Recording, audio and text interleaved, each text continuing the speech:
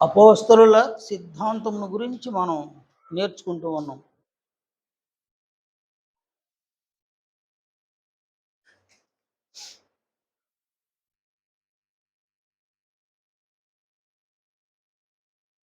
సిద్ధాంతము అనగా మార్చబడనిది, మార్పు లేనిది.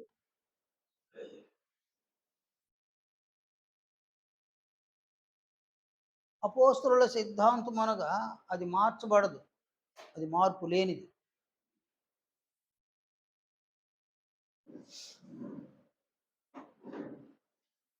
ఎందుకంటే అపోస్తలులు ప్రకటించిన సువార్త మాత్రమే నశించినటువంటి ఆత్మలను రక్షించగలదు.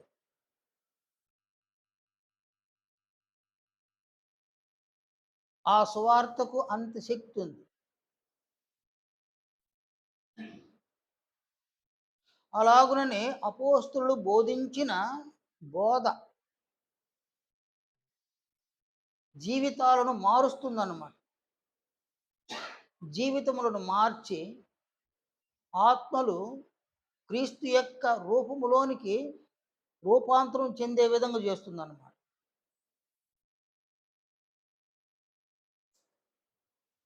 నేను మళ్ళీ చెప్తున్నాను, అపోస్తలులు ప్రకటించిన సువార్త ఆత్మలను రక్షించగలదు. భిన్నమైన సువార్తకు ఆత్మలను రక్షించేటువంటి శక్తి లేదన్నమాట. అపోస్తలుల బోధకు మాత్రమే జీవితాలను మార్చగలిగే శక్తి ఉంది. భిన్నమైన బోధ, అబద్ధ బోధ అనేటువంటి వాటికి జీవితములను మార్చే శక్తి లేదన్నమాట. అందువలన ఫైనల్గా అపోస్తలులు ఏం ప్రకటించినారో సువార్తగా అదే సువార్త, దాంతో చేర్చకూడదు, దాని నుండి తీసివేయకూడదు. అలాగుననే అపోస్తలులు బోధించిన బోధ ఆ బోధతో చేర్చకూడదు, అందులో నుంచి తీసివేయకూడదు అన్నమాట.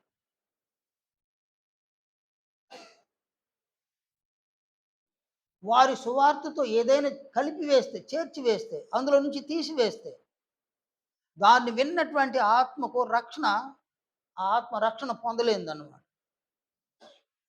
అలాగుననే వారి బోధతో ఏదైనా కలిపి అందులో నుంచి తీసివేసేసి బోధిస్తే ఆ బోధను వినేటువంటి వారు క్రీస్తు యొక్క రూపము, క్రీస్తు యొక్క మహిమను పొందే విధంగా జీవితాన్ని జీవించలేరన్నమాట. అందువలన ఫైనల్గా అపోస్తలులు ప్రకటించిన సువార్త, వారు బోధించిన బోధ, అందులో దాంతో అది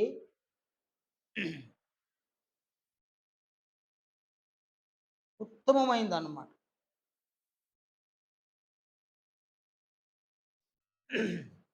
అందువల్ల అది మార్పు లేనిది, అది మార్చబడనిది. ఈ లేఖనాన్ని చూడండి, మొదటి శతాబ్దంలో వారు ఎంత ప్రయాసపడ్డారో దాన్ని మనము చూడగలం.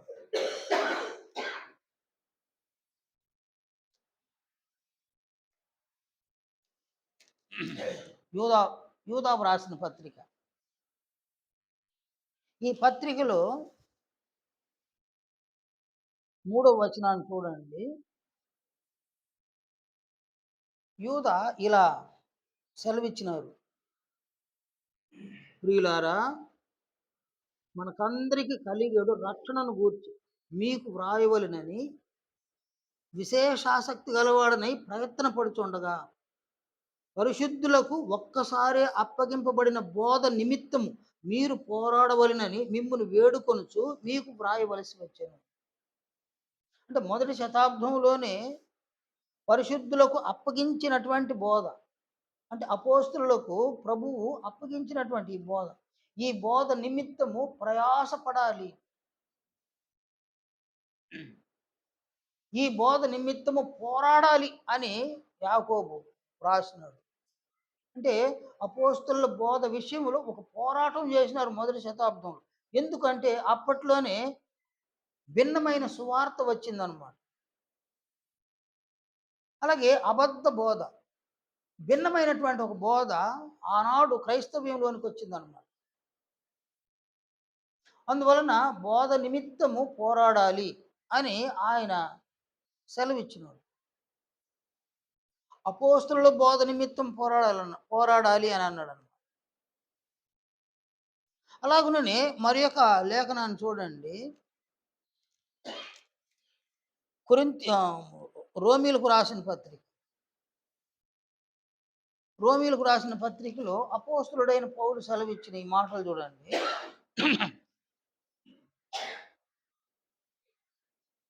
మొదటి అధ్యాయము 14వ వచనం నుండి ఇది 17వ వచనం వరకు ఉందన్నమాట. పౌలు తెలియజేసిన ఈ సంగతులు చూడండి. గ్రీసు దేశస్థులకును, గ్రీసు దేశస్థులు కాని వారికిని, జ్ఞానులకును, మూఢులకును నేను రుణస్థుడను. ఏమంటాడు ఆయన?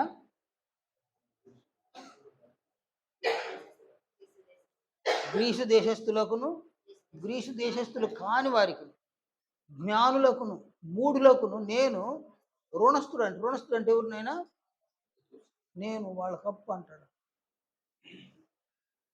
సరే, కాగా నా వలన నైనంత మట్టుకు రోమాలోని మీకును సువార్త ప్రకటించుటకు సిద్ధముగా ఉన్నాను. సువార్తను గూర్చి నేను సిగ్గుపడువాడను కాను. ఏలయనగా నమ్ము ప్రతివానికి మొదట యూదునికి, గ్రీసు దేశస్థునికి కూడా రక్షణ కలుగు చేయుటకు అది దేవుని శక్తి అయి ఉన్నది. సువార్త అనేది దేవుని శక్తి అన్నమాట. కాబట్టి దేవుని శక్తి ఏంది అని మనం ప్రశ్నించుకుంటే, కొరింథీ మొదటి పత్రిక మొదటి అధ్యాయంలో అపోస్తలుడు సెలవిచ్చిన ఈ మాటలు చూడండి. 24వ వచనంలో క్రీస్తుని గురించి అపోస్తలుడైన పౌలు ఇలా సెలవిచ్చినాడు. ఆయన యూదులకు ఆటంకముగాను, అన్యజనులకు వెర్రితనముగాను ఉన్నాడు. కానీ యూదులకేమి, గ్రీసు దేశస్థులకేమి, పిలువబడిన వారికే క్రీస్తు దేవుని శక్తియు దేవుని జ్ఞానమునై ఉన్నాడు. కాబట్టి ఇక్కడ సువార్త దేవుని శక్తి అని అపోస్తలుడైన పౌలు రోమా మొదటి అధ్యాయం 16వ వచనంలో సెలవిచ్చినాడు. ఆ శక్తి, సువార్త శక్తి అనగా దాని భావం ఏందన్నాడు కొరింథీలో? క్రీస్తే. కనుక క్రీస్తు రక్షించగలిగేటువంటి ఒక శక్తిని ఆయన మాత్రమే కలిగి ఉన్నాడు. పేతురు సెలవిచ్చిన ఈ మాటలు చూడండి. అపోస్తల కార్యములు 4వ అధ్యాయంలో 4వ అధ్యాయము 12వ వచనంలో పేతురు ఇలా సెలవిచ్చినాడు. మరి ఎవని వలనను రక్షణ కలుగదు, ఈ నామముననే మనము రక్షణ పొందవలెను. కానీ ఆకాశము క్రింద మనుషులలో ఇయ్యబడిన మరి ఏ నామమున రక్షణ పొందలేమని చెప్పాను. కాబట్టి ఈ నామం అన్నాడు. ఏ నామం అది? క్రీస్తు నామం అన్నమాట. క్రీస్తు యేసు యొక్క నామములో రక్షణ. క్రీస్తే ఏమై ఉన్నాడు? ఆయన క్రీస్తు ఒక శక్తిగా ఉన్నాడు. క్రీస్తే సువార్తగా ఉన్నాడు అన్నమాట. అపోస్తల కార్యములు 16వ అధ్యాయము 31వ వచనంలో చెరసాల నాయకునితో అపోస్తలుడైన పౌలు సెలవిచ్చిన మాటలు చూడండి. 30-31 వచనాల్లో చెరసాల నాయకుడు చెరసాల నుంచి పౌలును శీలను తీసుకొచ్చినాడు, బయట తీసుకొచ్చి అని ఇలా అన్నాడు అనమాట. అయ్యలారా, రక్షణ పొందుటకు నేనేమి చేయవలెనను? అందుకు వారు, ప్రభువైన యేసునందు విశ్వాసం ఉంచుము, అప్పుడు నీవును నీ ఇంటి వారును రక్షణ పొందుదురు అని చెప్పి. రక్షణ ఎక్కడుంది నాయన? రక్షణ సువార్తలో ఉండగా, సువార్త దేవుని శక్తి అయి ఉండగా, ఆ శక్తి, ఆ దేవుని శక్తి క్రీస్తు అయి ఉండగా కదా, ఆయనలోనే రక్షణ. నశించినటువంటి ఆత్మలకు రక్షణ ఆయన ఆయన ద్వారానే. ప్రభు అంటాడు లూకా సువార్త 19వ అధ్యాయం 10వ వచనంలో, నశించిన దానిని వెదకి రక్షించుటకు మనిషి కుమారుడు లోకంలోనికి వచ్చాడు. కనుక ఆత్మను రక్షించగలిగే శక్తి సువార్తకు మాత్రమే ఉంది. అది అపోస్తలులు ప్రకటించిన సువార్తకు మాత్రమే ఉంది. రక్షణ పొందినటువంటి ఆత్మలు క్రీస్తు యొక్క మహిమను పొందులాగున జీవించే విధంగా బోధించగలిగే శక్తి, జీవించుటకు బోధించే శక్తి వారి బోధకు మాత్రమే ఉందన్నమాట. కనుక ఎవరైనా ఈ సువార్తను వారికి వలె ప్రకటిస్తే ఆత్మ రక్షణ పొందగలదు. వారు బోధించిన విధముగా బోధిస్తే రక్షణ పొందినటువంటి ఆత్మ క్రీస్తు యొక్క రూపములోనికి ఎదగగలదు. కాబట్టి ఇక్కడ దేవుడు సువార్తను, బోధను ఆయన పరలోకము నుంచి ఈ లోకానికి అనుగ్రహించినాడనమాట.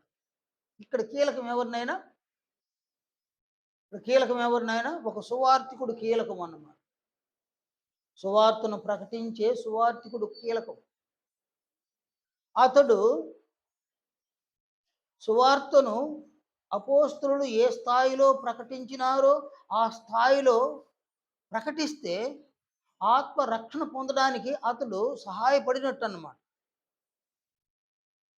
అలా కాకుండా వారు ప్రకటించిన సువార్తల నుంచి కొన్నిటిని తీసివేసేసి, కొన్నిటిని చేర్చివేసేసి సువార్తను ప్రకటిస్తే ఆ విన్నవారు బాప్తిస్మం పొందగా వారి ఆత్మలు రక్షణ పొందే అవకాశం లేదు. కాబట్టి సువార్తికులు సువార్త పక్షమున అనగా అపోస్తలులు ప్రకటించిన సువార్త పక్షమున ఉన్నాడా లేదు అన్నదాన్ని సువార్తికుడు పరిశీలన చేసుకోవాలి.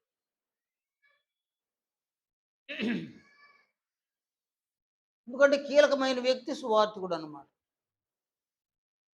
అలాగే ఎవరికైనా సువార్తను ప్రకటించి బాప్తిస్మము ఇవ్వగా వారు జీవించి క్రీస్తు యొక్క మహిమను పొందేటట్లుగా వారికి బోధించవలసి ఉందన్నమాట.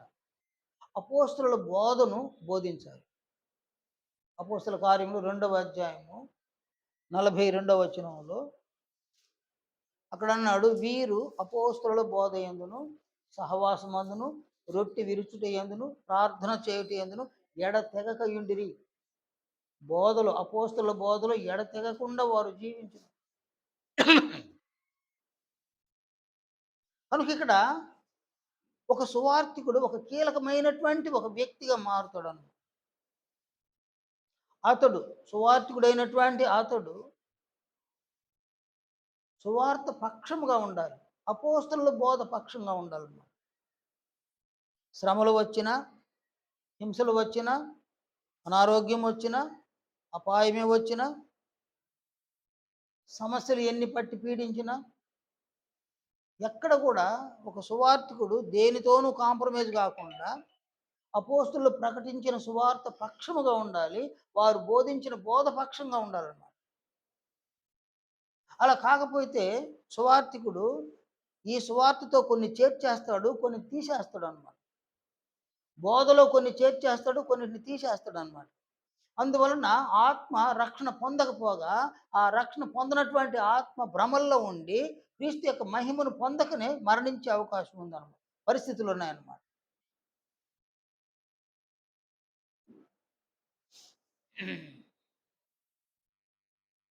కనుక సువార్తికుడు అపోస్తలులు ప్రకటించిన సువార్త పక్షమున ఉండాలి. వారు బోధించిన అపోస్తలుల బోధ పక్షంగా అతడు పనిచేయాలన్నమాట.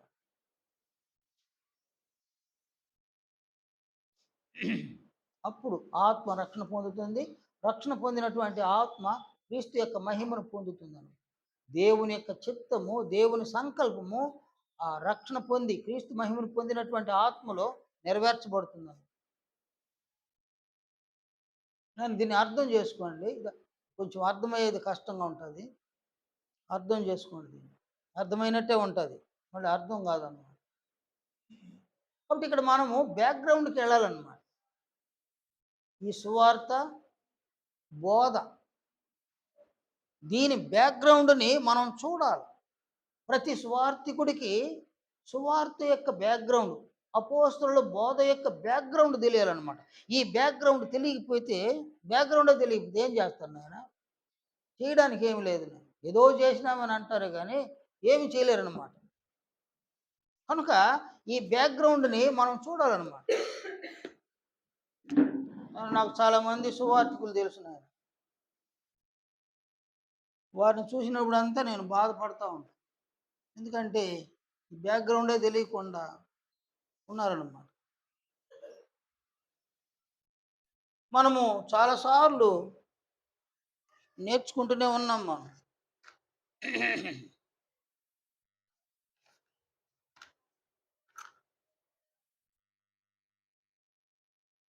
చాలా సార్లు నేర్చుకుంటున్నాం.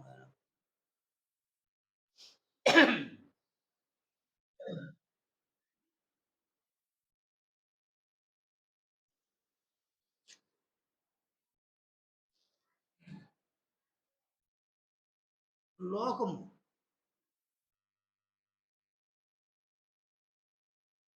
ఈ లోకాన్ని గురించి మనకు తెలీదు. వాస్తవానికి చెప్పాలంటే మనల గురించి మనకు తెలీదు.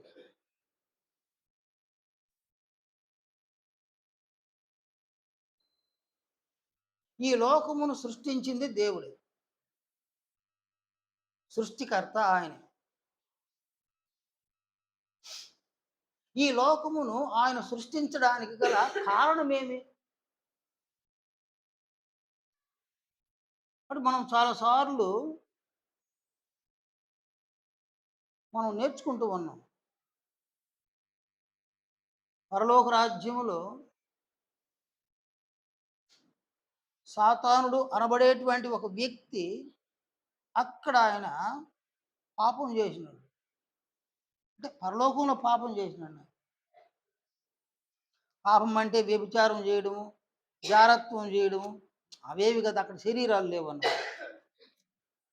పాపం అనగా ఆజ్ఞను అతిక్రమించడం. కాబట్టి ఇక్కడ చూడండి, యోహాను వ్రాసిన మొదటి పత్రిక 3వ అధ్యాయం 4వ వచనంలో పాపము చేయు ప్రతి వాడును ఆజ్ఞను అతిక్రమించును. ఆజ్ఞ అతిక్రమమే పాపము. కాబట్టి యోహాను మొదటి పత్రిక 3వ అధ్యాయం 4వ వచనం. కాబట్టి ఇక్కడ అపవాది అయినటువంటి సాతానుడు పాపం చేయడానికి గల కారణం కూడా ఆజ్ఞను అతిక్రమించడం.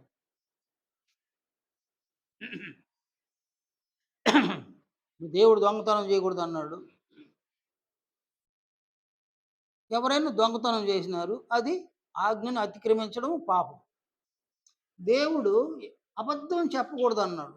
ఎవరైనా అబద్ధం చెప్పినారు, అది దేవుని యొక్క దృష్టిలో పాపం. అంటే మానవుల దృష్టిలో పాపమే. మనుషుల యొక్క దృష్టిలో పాపం అంటే వ్యభిచారం చేయడము, జారత్వం చేయడము, నరహత్య చేయడము, ఇలాంటి వాటినే పాపంగా పరిగణిస్తారే గాని, అబద్ధం చెప్తే పాపం అని తెలుసుకోరు. ఎప్పటికి దాన్ని అనుకోరు కూడా. ఇక్కడ అబద్ధం చెప్పడము పాపమే. యాకోబు రాసిన పత్రిక చూడండి. యాకోబు పత్రికలో ఆయన చెప్పిన ఈ మాటలు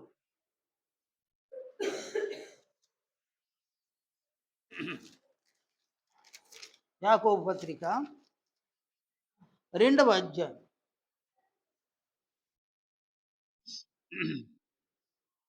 10వ వచనాన్ని చూడండి. ఎవడైనను ధర్మశాస్త్రం అంతయు గైకొనియు ఒక ఆజ్ఞ విషయములో తప్పిపోయిన యెడల ఆజ్ఞలన్నిటి విషయములో అపరాధి అగును. వ్యభిచరింపున వ్యభిచరింపవద్దని చెప్పిన వాడు నరహత్య చేయవద్దని చెప్పెను గనుక నీవు వ్యభిచరింపకపోయినను నరహత్య చేసిన యెడల ధర్మశాస్త్ర విషయంలో అపరాధివైతివి. అంటే ఆజ్ఞ అంటే అన్నింటిని సమూలంగా అన్నింటిని తీసుకోవాలి. అక్కడ అబద్ధం చెప్పకూడదన్నాడా? అబద్ధం చెప్తే అది పాపం. కొండెములు చెప్పకూడదన్నాడా? కొండెములు చెప్తే పాపం. దూషించకూడదన్నాడా? దూషిస్తే పాపం. ద్వేషించకూడదన్నాడా? ద్వేషిస్తే కూడా పాపం అన్నమాట. కనుక ఇక్కడ పేతురు 2వ పత్రిక 2వ అధ్యాయం 4వ వచనంలో దేవదూతలు పాపము చేసినప్పుడు అని అన్నాడన్నమాట పేతురు. కనుక పరలోక రాజ్యంలోనే దేవదూతలు పాపం చేసినారు. అనగా దేవుని యొక్క ఆజ్ఞను అతిక్రమించినారన్నమాట. వారు ఏ ఆజ్ఞలను అతిక్రమించినారో మనకు తెలీదు. దాన్ని తెలుసుకోవలసినటువంటి ఆహ్, అవసరత కూడా మనకు లేదు నేను. తెలుసుకోవాలి అనుకున్నా కూడా ఆయన తెలియజేస్తేనే మనం తెలుసుకోగలం. ఆయన తెలియజేయకపోతే మనం తెలుసుకోవాలనుకున్నా కూడా అది వ్యర్థమవుతుందనమాట. ఈ లేఖనం చూడండి. కీర్తనకారుడు 103వ కీర్తనలో 20వ వచనంలో ఇలా అన్నాడనమాట. యెహోవా దూతలారా, ఆయన ఆజ్ఞకు లోబడి ఆయన వాక్యము నెరవేర్చు బలశూరులారా. కాబట్టి యెహోవా దూతలు పరలోక రాజ్యములో ఆయన ఆజ్ఞకు లోబడి ఉన్నారన్నమాట. ఆయన ఆజ్ఞకు లోబడిన వారు ఆజ్ఞను అనుసరిస్తున్నారు. ఆయన ఆజ్ఞలను అతిక్రమించిన వారు ఏం చేసినారు? వాళ్ళు పాపం చేసినారన్నమాట. కాబట్టి పరలోక రాజ్యంలో దేవుని యొక్క ఆజ్ఞలను అతిక్రమించినటువంటి దేవదూతలు కొంతమంది. వారు అక్కడి నుండి లోకంలోకి వచ్చినారన్నమాట. వారిలో ముఖ్యంగా సాతానుడు.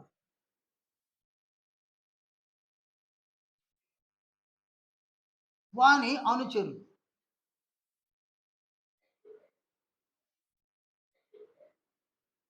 సాతానుడు, వాని అనుచరులను వాళ్ళ లోకంలోకి వచ్చినారు. మరికొంతమందిని దేవుడు పాతాళ లోకంలోని కటిక చీకటి గల విలువలోని తోసినాడు.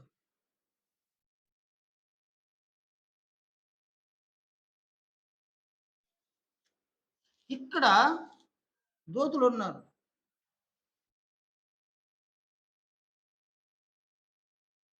ఇక్కడికి కూడా దూతలు వచ్చినారన్నమాట.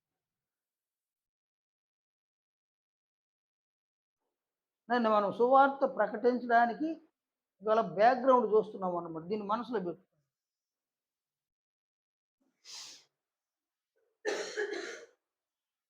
అంటే ఇక్కడ ఏం జరిగింది? దూతలు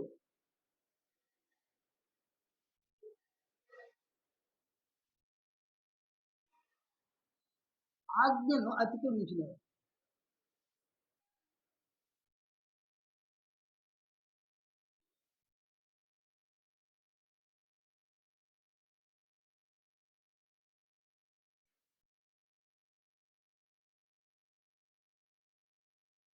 అందువలన వారు పాపులైనారు.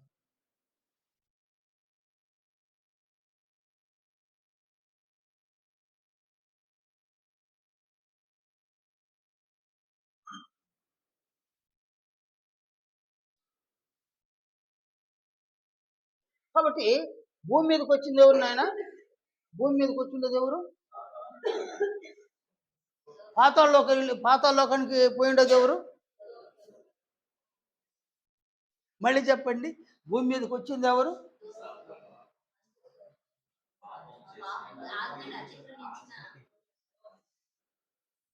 కాదు. నిజంగా చెప్పాలంటే పాపులు వచ్చిన్నారు. ఎక్కడికి వచ్చిన్నారు? పరలోకం నుంచి భూమి మీదకి వచ్చింది ఎవరు? నేను లోకంలోకి పాపులు వచ్చినారు. పాతాళ లోకానికి వెళ్ళింది ఎవరు? పాపులు వెళ్ళున్నారు. వారు ఎవరో కాదు, దేవుని యొక్క దూతలు అన్నమాట. కాబట్టి ఇక్కడ ఏంటంటే పాపము చేసి పాపులైనటువంటి వీరికి దూతలకు దేవుడు తీర్పు జరపాలనుకున్నాడు. ఎందుకంటే వాళ్ళకు శిక్ష వేయాలంటే ఏం జరగాల? దేవుడు న్యాయస్థుడు. ఎవరు? దేవుడు న్యాయస్థుడు అన్నమాట. ఆయన తన న్యాయమును, తన యథార్థతను, తనలో ఉన్న సత్యమును ఆయన ఎప్పుడు మానుకోడను. ఒక లేఖనాన్ని చూస్తే ఆయన ఆయన గురించి మనకు కొంచెం అర్థమవుతుంది. ఎక్కువ కాకపోయినా కొంచెం అర్థమవుతుందన్నమాట. తిమోతికి వ్రాసిన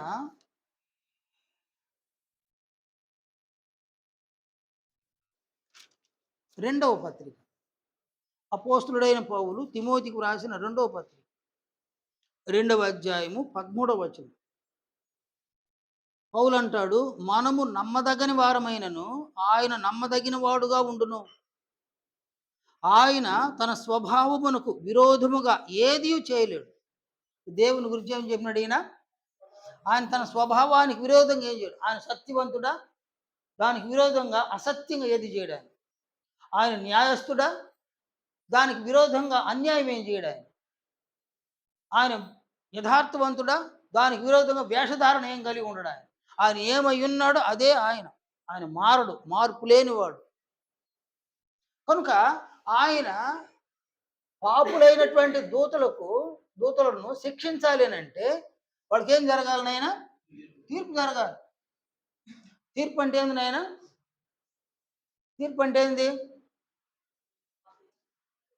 కదా! నీవు ఆజ్ఞను అతిక్రమించినావు, నీవు నేరస్తుడవు, నీవు దోషివి కదా నాయనా? నువ్వు కోర్టులో కేసేస్తారు నాయన. కాబట్టి జడ్జిమెంట్ జరగడం అంటే ఏంది నాయన? నీవు నేరస్తుడివి లేక నిర్దోషివి. ఈ 2 విషయాలన్నమాట ఆడ తేల్చేదనమాట. నేరస్తుడు, నిర్దోషి. నేరస్తుడు అయితే శిక్ష పడుతుంది. నిర్దోషి అయితే ఆయన శిక్ష ఏం పడదు. ఆయన తిరిగి తన సొంత ఇంటికి వెళ్ళిపోవచ్చు అన్నమాట. అలాగే దేవుడు సత్యవంతుడు కాబట్టి దేవదూతలు పాపం చేయగా వారికి శిక్షను విధించాలి అంటే ఆయన తీర్పు తీర్చాలనుకున్నాడు వారికి. తీర్పు తీర్చాలి అంటే తీర్పు తీర్చుడు. ఆయన కోర్టుకి ఎక్కినామని ఆయన వెళ్ళిన వెంటనే తీర్పు చేసేస్తారా? కోర్టు మెట్లు ఎక్కగానే నీవేమబ్బా ఏమి ఎట్టొచ్చినారు మీరు, నీది రైట్, నువ్వు నీది రాంగ్ బానేస్తారా? అట్టేమిలే. వాళ్ళు ఏం చేస్తారు నాయన? వాయిదాలు వేస్తారు. వాయిదాలు వేస్తారు. వాయిదాలు వేయడం ఎందుకు? వాయిదాలు వేయడం ఎందుకు అంటే ముఖ్యంగా అవకాశం ఒకరికి ఇస్తున్నారు. ఎవరికి ఇస్తున్నారు? ఎవరి మీద నేరము ఆరోపింపబడిందో అతడు తాను నిర్దోషిని నిరూపించుకోవడానికి సాక్ష్యాలని, ఆధారాలు తెచ్చుకో అని అవకాశం ఇస్తారన్నమాట. ఒకడికి అన్యాయం జరిగింది, వీడిని పక్కన పెడతారు. అన్యాయం జరిగిన వాడిని పక్కన పెడతారు. ఒకడు నేరం చేసినాడు, వాడు చేసిన నేరం వలన వీడికి అన్యాయం జరిగింది, వాడికి అవకాశం ఇస్తున్నారు. నువ్వు నేరం చేయలేదని రుజువు చేసుకోవడానికి వాడికి అవకాశాలు అన్నారు. లేదు అతడు నేరం చేసినాడు, నువ్వు కూడా నిరూపించు అని అంటారు. నిరూపించకపోతే ఇతడు నిరూపించకపోతే అతడు నిర్దోషి అవుతాడు. అతడు నిరూపించుకోకపోతే అతడు దోషి అవుతాడు. దోషి అవుతాడు. నేను కట్ చేస్తాను నేను. అందువలన కోర్టులో అనేక వాయిదాలు వేస్తారన్నమాట.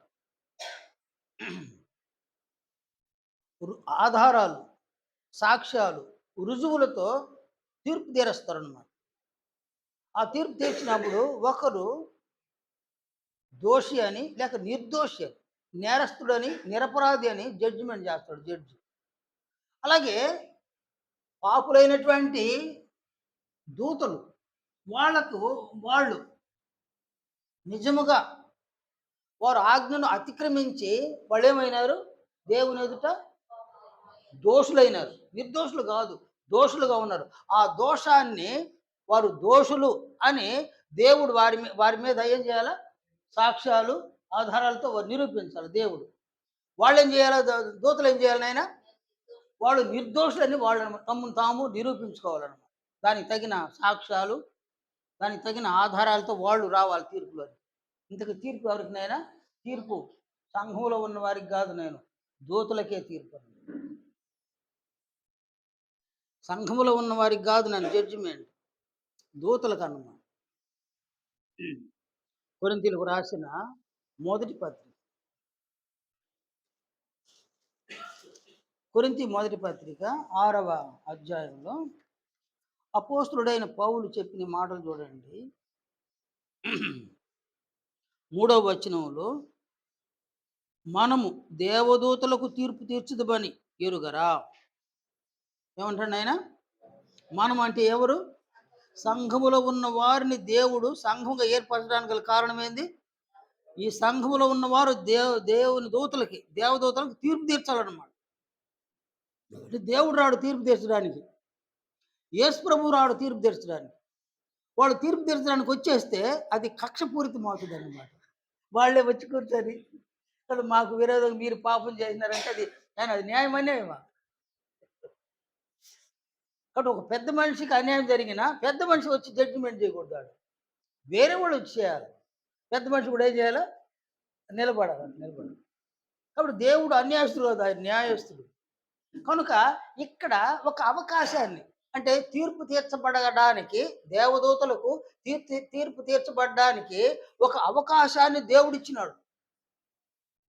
అవకాశం ఇచ్చి, మీరు నిర్దోషులు, పాపులు కాదు, మీరు పవిత్రులు అని నిరూపించుకోండి అని అవకాశం ఇచ్చి వాళ్ళని ఎక్కడికి పంపించేసినాడు ఆయన? కొంతమందిని లోకంలోనికి, కొంతమందిని పాతాళ లోకంలోనికి పంపించేసినాడు. వాళ్ళ పని ఏంది నాయన?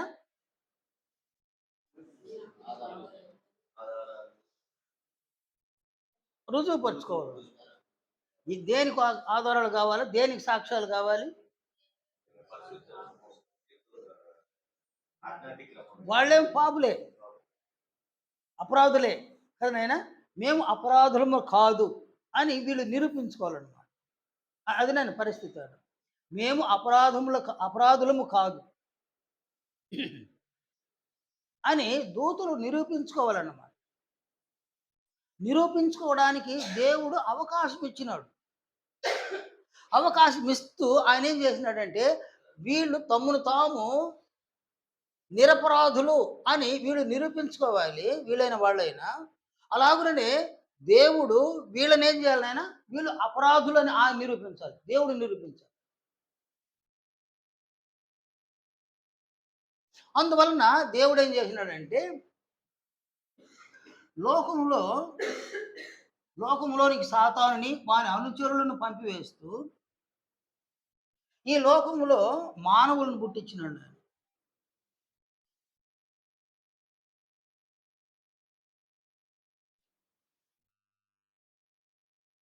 మానవులను దేవుడు పుట్టించినాడు. అంటే మనల్ని పుట్టించినాడు. మానవులను పుట్టించి దేవదూతలు దేవుని యొక్క ఆజ్ఞలను అతిక్రమించినారు పరలోకంలోనే. లోకములో ఉన్నటువంటి మనుషులు దేవుని యొక్క ఆజ్ఞలను అనుసరించే విధంగా అవకాశం ఇచ్చినాడు మనుషులు. కాబట్టి ఏదైనా తోటలోనే దేవుడు దేన్ని జారీ చేసినాడు? ఆజ్ఞను జారీ చేసినాడు. సీనాయి పర్వతం మీద ఆజ్ఞలను జారీ చేసినాడు ఆయన. కనుక దేవుడు ఆదామునకు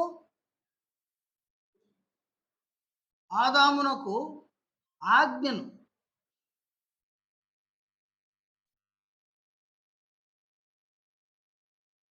ఎందుకు ఇచ్చినాడు? దేవుడు ఆదామునకు ఆజ్ఞను ఎందుకు ఇచ్చినాడు? మళ్ళీ చెప్తున్నాను, దేవుడు ఆదామునకు ఆజ్ఞను ఇచ్చినాడు కదా, ఎందుకు ఇచ్చినాడు ఆయన? చాలా మంది పాస్టర్లు నన్ను అడిగినారు, నేను ఆదాము అవ్వలు ఆ పండు తింటారని తెలుసు కదా, తెలిసి ఎందుకు ఇచ్చినాడు ఆజ్ఞని? తినకూడదని ఆజ్ఞ ఎందుకు ఇచ్చినాడు? ఒక ఆయన అయితే నన్ను నిలదీసేసినాడు. ఎక్కడో కాదు, నడి రోడ్లు. ఆదాము అవ్వలు పాపం చేస్తారని తెలుసు, పండు తింటారని తెలుసు, కానీ ఆజ్ఞని ఎందుకు ఇచ్చినాడు ఆయన? మీరు చెప్పాలని నిలదీశాడు. నేనంట ఒక్క మాటలో చెప్పే సమాధానం కాదండి ఇది. నేను ఒక గంట సేపు కూర్చుందాము, ఆ గంట కూడా సరిపోదు అయితే నాకైతే. అలా కూర్చుందాము, చర్చించుకుందాము, మీకు అర్థమవుతుందంట. కాదు ఒక్క మాటలో చెప్పుకుంటాడు. నేను ఒక్క మాటలో చెప్పనంట. ఎందుకని ఒక్క మాటలో చెప్తే, నేను 4 గంటల సమాచారాన్ని ఒక మాటలో చెప్తే వాడికి ఏం అర్థం అవుతుంది? నాకు అర్థం కాదు. అది నా బాధ. నేను సమాధానం చెప్తే వాడు అంగీకరించే విధంగా చెప్పాలి. ఒక మాటలు అంటే వాడికి అర్థం కాదు, నేను చెప్పనని. సరే, ఎట్నో వాడు వెళ్ళిపోయినాడు. ఆదామునకు ఆజ్ఞను దేవుడు ఎందుకు ఇచ్చినాడు? ప్రశ్న అన్నమాట.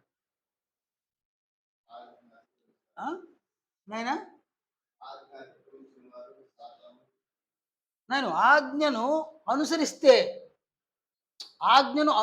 ఆదాము హవ్వలు ఆజ్ఞను అనుసరిస్తే ఫెయిల్ అయ్యే దేవుడినైనా వాళ్ళు ఫెయిల్ అయిపోతారు అన్నమాట. అందువలన సాతానుడు ఈయన దగ్గరికి వచ్చినాడు. ఎవరి దగ్గరికి? ఆదాము హవ్వల దగ్గరికి వచ్చినాడు. వచ్చి ఎందుకు వచ్చినాడు? ఆజ్ఞను అతిక్రమింప చేయడానికి వచ్చినాడు. వాళ్ళ దగ్గరికి రావడానికి కారణమే వీళ్ళు ఆజ్ఞను అనుసరించేస్తే. నేనైనా సాక్ష్యం ఎవరి పక్క వెళ్ళిపోతుంది కదా? సాక్ష్యం ఆయన పక్కకి వెళ్ళిపోతుంది. ఆయన పక్కకి వెళ్ళిపోతే జడ్జిమెంట్లు పోయి దోషిగా దోషిగా తీర్పు పొందాలన్నమాట. అందువలన సాతానుడు ఈ దగ్గరకు వచ్చి ఆజ్ఞను అతిక్రమింపజేసినాడు అనమాట. ఎవరిని? ఆదాము హవ్వల్ని ఆజ్ఞను అతిక్రమించేటట్టు చేసినాడు. మళ్ళీ దేవుడు ఏం చేసినాడంటే సీనాయి పర్వతం అంటే అక్కడ యూదులకు ఈ యూదులకు ధర్మశాస్త్రాన్ని ఇచ్చినాడు. ధర్మశాస్త్రాన్ని ఎందుకు ఇచ్చినాడు దేవుడు ఈ ఆజ్ఞల్ని?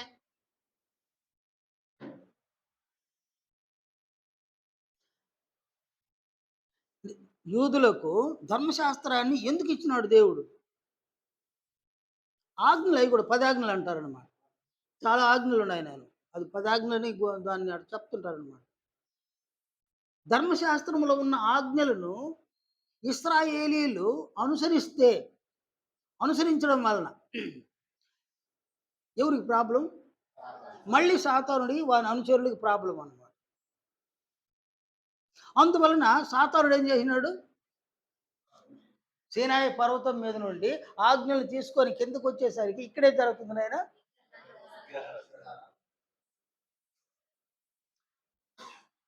అంటే ఆ జనాలను అలా మార్చినాడు అనమాట. ఆజ్ఞలు తెచ్చినానికి ఏమైపోయింది? కోపం వచ్చేసింది. ఎంత కోపం అంటే రాతి పలకలను కూడా పగలగొట్టేసింది. అంత కోపం.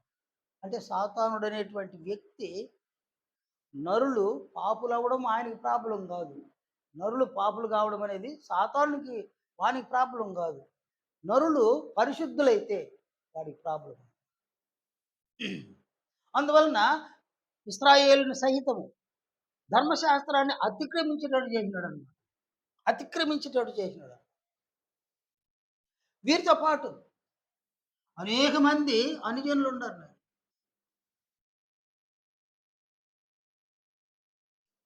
అనుజనులు సహితము సాతానుడు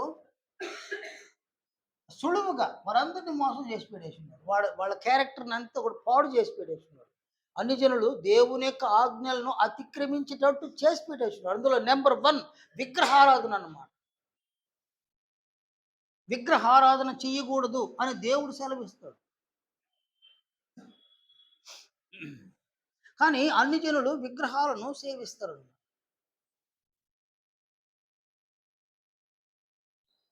విగ్రహాలను పూజించడం వలన విగ్రహాన్ని పూజించడం వలన ఏం జరుగుతుంది చూడండి. ఆయన విగ్రహాన్ని పూజ చేస్తున్నారు కదా, విగ్రహాన్ని పూజ చేయడం వలన ఏం జరుగుతుందాడా? అది ఎలా పాపం అవుతుంది? నేను విగ్రహారాధన చేయడం వలన అది పుణ్యమా పాపమా? ఎట్లా పాపము?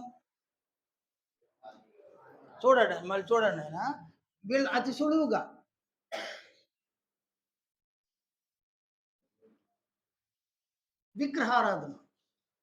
విగ్రహారాధన అంటే ఏంది నాయన? దాని అర్థం ఏంది?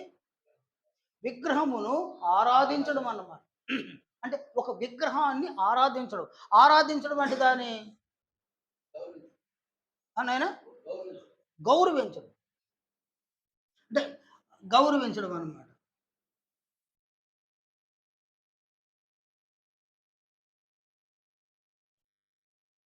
అంటే విగ్రహమును గౌరవించడం అన్నమాట.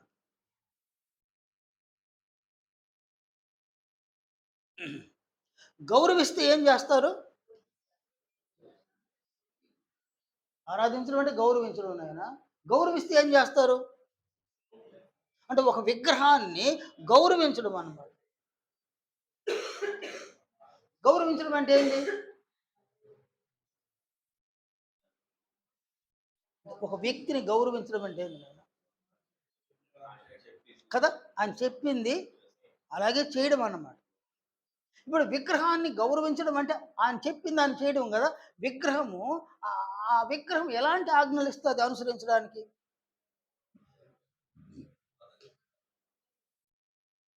ఒక విగ్రహము ఆజ్ఞాపిస్తుందా? అది ఆజ్ఞాపించదండి. శివుడు ఉన్నాడు, ఆయన ఏం ఆజ్ఞలు ఇచ్చున్నాడు? ఆయన వెంకటేశ్వరుడు ఉన్నాడు, ఏం ఆజ్ఞలు ఇచ్చున్నాడు? శ్రీకృష్ణుడు ఉన్నాడు, ఎలాంటి ఆజ్ఞలు ఇచ్చున్నాడు? శ్రీరాముడు ఉన్నాడు, ఎలాంటి ఆజ్ఞలు ఇచ్చున్నాడు? వాళ్ళందరినీ కూడా విగ్రహాల రూపంలో మలుచుకున్నారు మనుషులు. మేము దేవుణ్ణి ఈ రూపంలో చూస్తా ఉన్నామని అంటారు. అంటే ఎదుటివారు ఇంకేమి ఆన్సర్ ఏం చేయలేరు. ఏం చెప్పలేరనమాట ఇక. కానీ ఏ రూపాన్న చేసి పెట్టుకో నువ్వు. నువ్వు పూజించేది దేన్ని? విగ్రహాన్ని. విగ్రహాన్ని ఆరాధించడం అనగా విగ్రహాన్ని గౌరవించడం. విగ్రహాన్ని ఘనపరచడం. కాబట్టి విగ్రహాన్ని గౌరవించి ఘనపరచడం అంటే దాన్ని కదా నాయనా ఒక తేరులాగా కట్టుకొని భుజాల మీద పెట్టుకొని ఊరంతా తిప్పేసి తీసిపోయి ఆడ పెట్టేయడం. అది గౌరవించడం కాదు. అది ఘనపరచడం కూడా కాదు. దారిలో వెళ్తా ఉంటే జనాలందరూ వచ్చి టెంకాయలు పగలగొట్టి పూజలు చేయడం. అది కాదు గౌరవించడం అంటే. ఆ విగ్రహము ఏదైనా సెలవిస్తే దాన్నేం చేయాలా? అనుసరించాలన్నమాట. విగ్రహం సెలవిచ్చిన దాన్ని ఒక మనుషుడు అనుసరించాలన్నమాట. కనుక విగ్రహము ఆజ్ఞాపించాలి. ఒక విగ్రహము ఎవరికి ఆజ్ఞాపించాలి? నాయనా దానిని ఆరాధించే వాళ్ళకు ఆజ్ఞాపించాలి. విగ్రహం ఎలాంటి ఆజ్ఞలు ఇస్తుంది? నాయన విగ్రహం ఎలాంటి ఆజ్ఞలు ఇస్తుంది? అదేం ఆజ్ఞలు ఏమి ఇవ్వడం లేదు. దాన్ని ఆజ్ఞలు ఏమి ఇవ్వకపోగా కూడా ఆజ్ఞలే ఇవ్వకపోతే గౌరవించేది ఉందా? గౌరవించేది ఉందా? లేదు. గౌరవించడం లేదు. ఆజ్ఞలే లేవు, గౌరవించడమే లేదు. మళ్ళీ ఆరాధన ఎందుకు నాయన? ఎందుకు ఈ ఆరాధన? ఆజ్ఞాపించడము లేదు, గౌరవించడము లేదు. ఎందుకు ఆరాధన? ఎందుకు? కనుక ఒక విగ్రహాన్ని నీవు ఆరాధిస్తున్నావు అని అంటే దానికి ఆత్మ లేదు. దేనికి? విగ్రహానికి ఆత్మ లేదు, కనీసం ప్రాణం లేదు. నేను ఒక వీడియో చూసిన. ఆ వీడియోలో ఒక హిందూ వేదాంతి ఒక ఆయన ఇలా మాట్లాడుతున్నాడు. విగ్రహారాధన చెయ్యొచ్చని ఏ గ్రంథంలో చెప్పున్నదయ్యా? మన గ్రంథాలు కూడా చెప్పలేదన్నాడు. విగ్రహారాధన చేయవచ్చని ఎక్కడ చెప్పలేదు. మన గ్రంథాలు సనాతన ధర్మంలో విగ్రహారాధన చేయాలని ఎక్కడ లేదంటాడు. అలా విగ్రహాన్ని ఆరాధించాలంటే ఆ విగ్రహానికి ప్రాణ ప్రతిష్ఠ జరగాలి అని అంటాడు. ప్రాణ ప్రతిష్ఠ అంటే వాళ్ళందరూ ఏదో కొన్ని మంత్రాలు చదివి విగ్రహానికి ప్రాణ ప్రతిష్టను పోస్తే ఆ విగ్రహానికి స్టెథోస్కోప్ పెట్టి చెక్ చేయాలన్నమాట. ఆయన అన్నాడు. ఆయన అన్నాడు స్టెథోస్కోప్ పెట్టి చెకప్ చేస్తే హార్ట్ బీట్ ఉంటే ప్రాణం ఉంది. దానికి ప్రాణం ఉంది కాబట్టి మనం దాని విగ్రహాన్ని పూజించు. అంతేగాని ప్రాణము లేని విగ్రహాలను పూజించకూడదని ఒక వేదాంతి చెప్పినాడు, హిందూ వేదాంతి. సరే ఈ ప్రాణాన్ని దానికి ఎట్ట పోస్తాడు? ఏం అర్థమే కలదు. ప్రాణం దేంట్లో ఉంది నాయన? రక్తంలో ఉంది. దానికి హార్ట్ కావాలా, నరాలు కావాలా, రక్తం దాంట్లో ప్రవహించాలా, హార్ట్ బీట్ అప్పుడే కదా వచ్చేదాన్ని. అవేమి లేకనే విగ్రహం లోపల ఏమీ లే. పైన ఏది రాయి అవుతుందో లోపల కూడా రాయి. పైన బంగారు కొంటే లోపల కూడా బంగారు. పైన వెండి అయితే లోపల వెండి. పైన కర్ర అయితే లోపల కూడా కర్ర. దానికి లోపల పార్ట్లే లేవు. పార్ట్లే లేకపోతే ఈయన స్టెథోస్కోప్ తీసుకొని పెడితే ఏముండదు. అంటే ఆ వేదాంత అంత క్లియర్గా చెప్తాడు. అది ప్రాణ ప్రతిష్ఠ చేయాలి. అయోధ్యలో రామాలయం కట్టినారు కదా, అక్కడ వేలాది మంది పూజారులు వచ్చి పూజలు చేసి రాముడికి ప్రాణ ప్రతిష్ఠ చేసినారు అని అన్నారు. ఆయన ప్రాణ ప్రతిష్ఠ జరిగినప్పుడు డేగలు వచ్చేసినాయి అక్కడికి అని అన్నారు. డేగలు వచ్చేసినాయి. డేగలు వస్తే ప్రాణ ప్రతిష్ఠ ఏం జరిగిందాడ? ప్రాణం ఉంటే ఏం చేయాలి నాయన? ఆడ కూర్చొని ఉంటాడా? ప్రాణం ఉండి మనిషికి ప్రాణం ఉంటే అక్కడే ఉన్నాడా? అక్కడే ఉన్నాడు నాయన. మనం ఆయన వలన బ్రతుకుతున్నాము, చెలించుతున్నాము, ఉనికి కలిగి ఉన్నాము. అనేక పనులను చేస్తాడు ప్రాణం ఉన్నటువంటి శరీరం. కాబట్టి ఆ విగ్రహానికి ప్రాణ ప్రతిష్ఠ జరిగితే మళ్ళీ అక్కడ కూర్చోవలసిన అవసరం లేదు ఆడ కదా నాయన. వీధులు తిరగవచ్చు, ఊరికి తిరగవచ్చు. నేనే రాముణ్ణి, నేనే కృష్ణుని కూడా చెప్పుకోవచ్చు అన్నమాట. చెప్పాల్సిన అవసరం నడిచి వస్తే చాలా అందరూ తెలుసుకుంటారు. అందువలన గ్రంథంలో విగ్రహారాధన ఎందుకు చేయకూడదు అంటారంటే విగ్రహంలో ప్రాణమేమి లేదు, అది ఆజ్ఞాపించదు. ఆజ్ఞాపించని దాన్ని ఎందుకు గౌరవించాలి? నువ్వు ఎన్ని రోజులు మోసినా, ఎన్ని రోజులు పాలాభిషేకం చేసిన, ఎన్ని రోజులు నెయ్యితో అభిషేకం చేసిన, అది విగ్రహమే, అది అక్కడే ఉంటుంది. అది ఆజ్ఞాపించదు కాబట్టి నీవు దాన్ని అనుసరించే అవకాశం లేదు. నీవు క్యారెక్టర్ని నిర్మించుకునే అవకాశం లేదు. అందువలన విగ్రహారాధన చేయకూడదని దేవుడు సెలవేయగా యెహోవా దేవుడు సెలవేయగా సాతానుడు ఏం చేసినాడు? మనుషుల్ని అతి సులువుగా విగ్రహారాధన చేసే విధంగా అనుజనులు మలిచేసినాడు. కాబట్టి దేవుని జనాంగాన్ని అనుజనులు ఎటు పడితే అటు. ఎందుకంటే దీని ప్రాబ్లం ఏంది నాయన? వాని ప్రాబ్లం ఏంది? తీర్పు. అక్కడ చిక్కుకుంటే ఇక వీధి కూడిపోయి ఇంటి కూడి పోతాయి. 2 పోతాయి అన్నది వాడు బాగానే టెన్షన్ అన్నమాట. ఇది నాయన పరిస్థితి. ఇలాంటి పరిస్థితుల్లో పరలోకములో ఉన్నటువంటి దేవుడు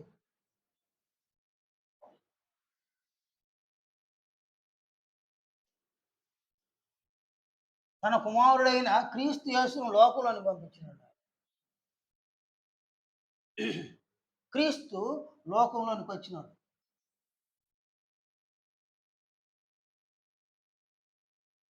ఆయన లోకంలోనికి వచ్చి ఆయన సిలువ వేయబడ్డాడు. ఆయన సమాధి చేయబడ్డాడు.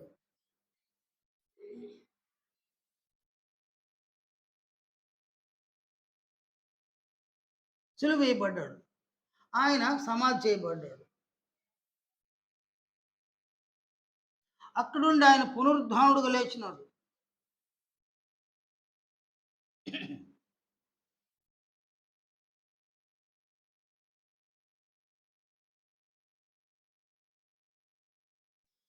కాబట్టి ఈ 3 కార్యక్రమాలు బట్టి దేవుడు ఏం చేసినాడంటే సువార్తను వెలుగులోకి తీసుకొచ్చినాడన్నమాట.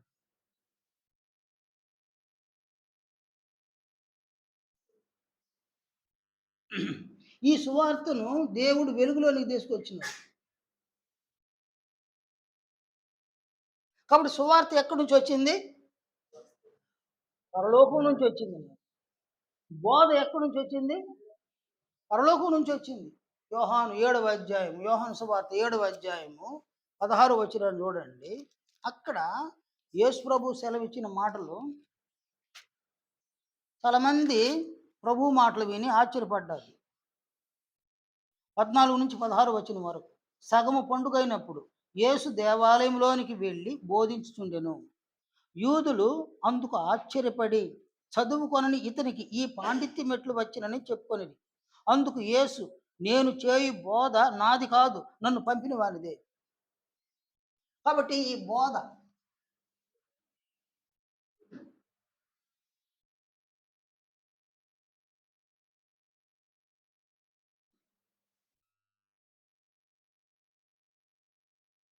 ఈ బోధ ఎక్కడి నుంచి వచ్చింది నాయన? పరలోకం నుంచి వచ్చిన బోధ అన్నమాట. క్రీస్తు ఈ బోధను తీసుకొని వచ్చినాడు. బ్రతికినప్పుడు ఆయన సువార్తగా ప్రకటించినాడు.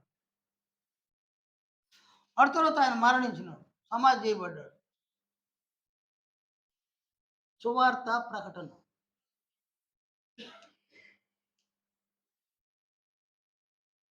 కాబట్టి ఆయన మరణించినాడు, పునరుద్ధరణకు లేచినాడు. అప్పుడు ఆయన సువార్తను అపోస్తలులు ప్రకటించినాడు. అపోస్తలులు ప్రకటించినారు. అపోస్తలులు ప్రకటించినారు. దాని ఫలితంగా మొదటి శతాబ్దంలో సంఘం ఏర్పడిందన్నమాట.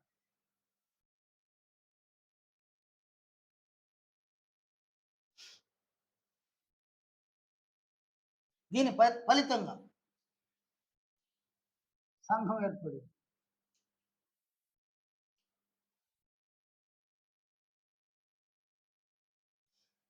సంఘం అనగా క్రీస్తు.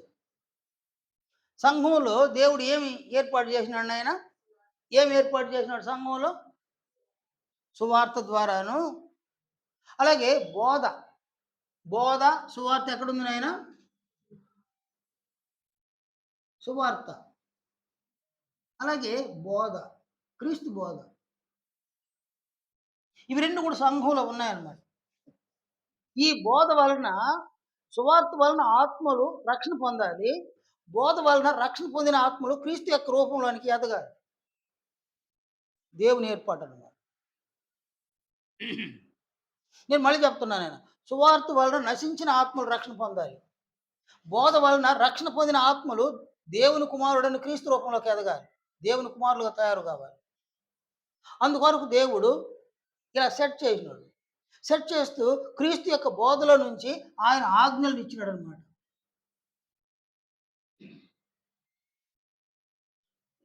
యోహాను సువార్త 14వ అధ్యాయం 15వ వచనంలో ప్రభు సెలవిచ్చిన ఈ మాట మనకందరికీ స్పష్టంగా ఉందన్నమాట. యోహాను సువార్త 14వ అధ్యాయం 15వ వచనంలో, మీరు నన్ను ప్రేమించిన ఎడల నా ఆజ్ఞలను గైకొందురు. కనుక ఆజ్ఞలు ఎక్కడ తీసుకొచ్చి పెట్టినాడు దేవుడు? చూడండి ఆయన, చూడండి, మొదట ఆజ్ఞలు ఎక్కడ ఇచ్చినాడు ఆయన? రెండోసారి ఎక్కడ ఇచ్చినాడు? ఇక్కడ ఆదాము అవ్వ సఫలమైనారా విఫలమైనారా? ఎవరు కారణము? ఇక్కడ యూదులు అంటే ఇశ్రాయేలీలు ధర్మశాస్త్రం అనే దేవుని యొక్క ఆజ్ఞలు పొంది కూడా సఫలమైనారా విఫలమైనారా? వాళ్ళు విఫలం కావడానికి కారణం ఎవరు? సాతాను. నెక్స్ట్ దేవుడు తన ఆజ్ఞలను క్రీస్తు బోధలో నుంచి ఆయన ఎవరికి అనుగ్రహించినాడు? సంఘమునకు అనుగ్రహించి. ఈ సంగతి కూడా ఎవరికి తెలుసు? అపవాదికి. దానైనా అపవాదికి తెలుసు. ఆ సంగతి కూడా అపవాదికి తెలుసు. కాబట్టి మొదటి ఆదాము హవ్వలను దేవుని యొక్క ఆజ్ఞలు అతిక్రమింప చేయడంలోను, అలాగే ఇశ్రాయేలీయులను ధర్మశాస్త్రం అనే దేవుని ఆజ్ఞల నుండి వారిని విఫలం చేయడంలోను ఇతడు దిట్ట అన్నమాట. ఎవరు? సాతానుడు దిట్ట. దేవుని యొక్క ఆజ్ఞలను అతిక్రమింప చేయడంలో అతడు దిట్ట అన్నమాట. అయినా సరే దేవుడు ఇక్కడ ఈ ఏదైనా తోటలో ఆయన ఏం చేయలేదు. నాయన ఎవరినేం చేయలేదు? వాడిని ఏం చేయలే. ఎందుకు చేయలేదు? మళ్ళీ ఇక్కడికి వచ్చి యూదులను సహితము ఇశ్రాయేలును సహితము ధర్మశాస్త్రాన్ని ఉల్లంఘింపు చేసి వాళ్ళు కూడా వాళ్ళు పాపులు కావడానికి అతడు కారణం అవగా ఇక్కడ కూడా ఆయన ఏం చేయలేదు. కాబట్టి ఆదాము నుండి మోషే వరకు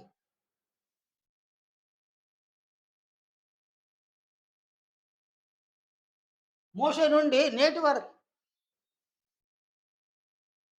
ఇంచుమించు 4000 సంవత్సరాలు అవుతుందన్నమాట. కాబట్టి ఆదాము దగ్గరకు వచ్చినప్పుడు సాతాను ఏం చేయలేదు దేవుడు. అదే ధర్మశాస్త్రాన్ని ఇశ్రాయేలు ఉల్లంఘించినప్పుడు ఆయన ఏం చేయలేదు దేవుడు. ఏం చేయలేదు. ఎందువల్ల ఏం చేయలేదు ఆయన్ని? అవకాశం. దేనికి అవకాశము? తాను నిర్దోషి కదా నాయన, నిరపరాధి అని ఆయన ఎక్కడ నిరూపించుకోవాలి? తీర్పులో నిరూపించుకోవాలి. అందుకు అవకాశం ఇచ్చినాడు. అవకాశం ఇస్తూనే ఉన్నాడు. ఇప్పుడు కొత్తగా ఏమేమంటున్నారు తెలిసిన, వాడిని లోపల తీయండి, వాడు కానీ బయట ఉంటే సాక్షులను ప్రభావితపరుస్తాడు అంటుంది. వాడు సాక్షులను ప్రభావితపరిచేస్తాడు, వాడిని లోపల తోయండి అంటున్నారు అనమాట. కానీ దేవుడు వీడిని ఇతన్ని ఏం చేయలేదు, లోపలేం చేయలేదు, ఫ్రీగా వదిలేసినాడు అనమాట. నువ్వు నిరూపించుకో, నీవు నిర్దోషి అని నిరూపించుకొని ఫ్రీగా వదిలేసినాడు. కాబట్టి ఒకసారి దేవుని యొక్క ఆజ్ఞలను ఆదాము అవ్వలు వారి చేత ఉల్లంఘన చేసిన ఆయన ఏమనుకోవాలి? ఇశ్రాయేలుడు ధర్మశాస్త్రాన్ని అతిక్రమించి వాళ్ళు కూడా దేవుని యొక్క ఆజ్ఞలు ఉల్లంఘించేటట్టు చేసిన సాతానుడు ఆయన ఏమనలే వాడిని. నెక్స్ట్ ఇప్పుడు క్రీస్తు ద్వారా దేవుడు సంఘంలో ఉన్న వారికి మాత్రం ఆజ్ఞలు ఇచ్చి, అనుజనులకు కాదు, లోకంలో మిగతా ఎవరికి కాదు, సంఘంలో ఉన్న వారికి మాత్రం ఆజ్ఞలను ఇచ్చి ఈ ఆజ్ఞలను అనుసరించి వీళ్ళు జీవించే అవకాశాన్ని సంఘానికి ఇచ్చినాడు. ఈ సంగతి కూడా ఎవరికి తెలుసు? సాతానుడు తెలుసు. అందువలన సాతానుడు సంఘములో ఉన్న వ్యక్తులు ఈ ఆజ్ఞలను అనుసరిస్తే వాళ్ళు ఏమవుతారు నాయన? ఆజ్ఞలను అనుసరిస్తే ఏమవుతారు? క్రీస్తు యొక్క రూపంలోనికి మారిపోతారు. వారు పరిశుద్ధులు అవుతారు, వాళ్ళు నిర్దోషులు అవుతారు అన్నమాట. అందువల్ల ఈ ఆజ్ఞలు ఎందులో ఉన్నాయి కదా? ఈ ఆజ్ఞలు బోధలో ఉంది, సువార్తలో కూడా ఉందన్నమాట. కనుక ఆజ్ఞలను ఏం చేయలేడు ఆయన. క్రొత్త నిబంధనలో ఉన్న ఆజ్ఞలు ఏం చేయలేక ఆయన దేని మీద బడి ఆడుస్తున్నాడు? ఇప్పుడు సువార్త మీద బడి, బోధ మీద బడి ఆడుస్తున్నాడు అన్నమాట. అంటే వీటి మీద పడ్డాడు అన్నమాట. అందువలన సాతానుడు ఏం చేసినాడంటే సువార్త క్రీస్తు ద్వారా అపోస్తలులకు ఈ సువార్త లభ్యం కాగా అతడు ఏం చేసినాడంటే భిన్నమైన సువార్త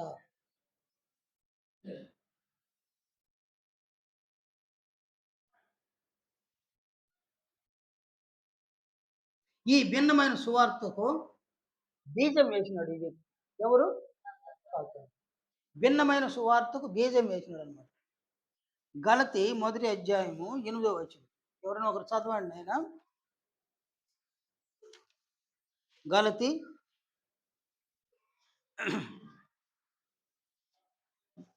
మొదటి అధ్యాయం 8వ వచనం అన్నమాట. మేము మీకు ప్రకటించిన సువార్త కాక హ్మ్.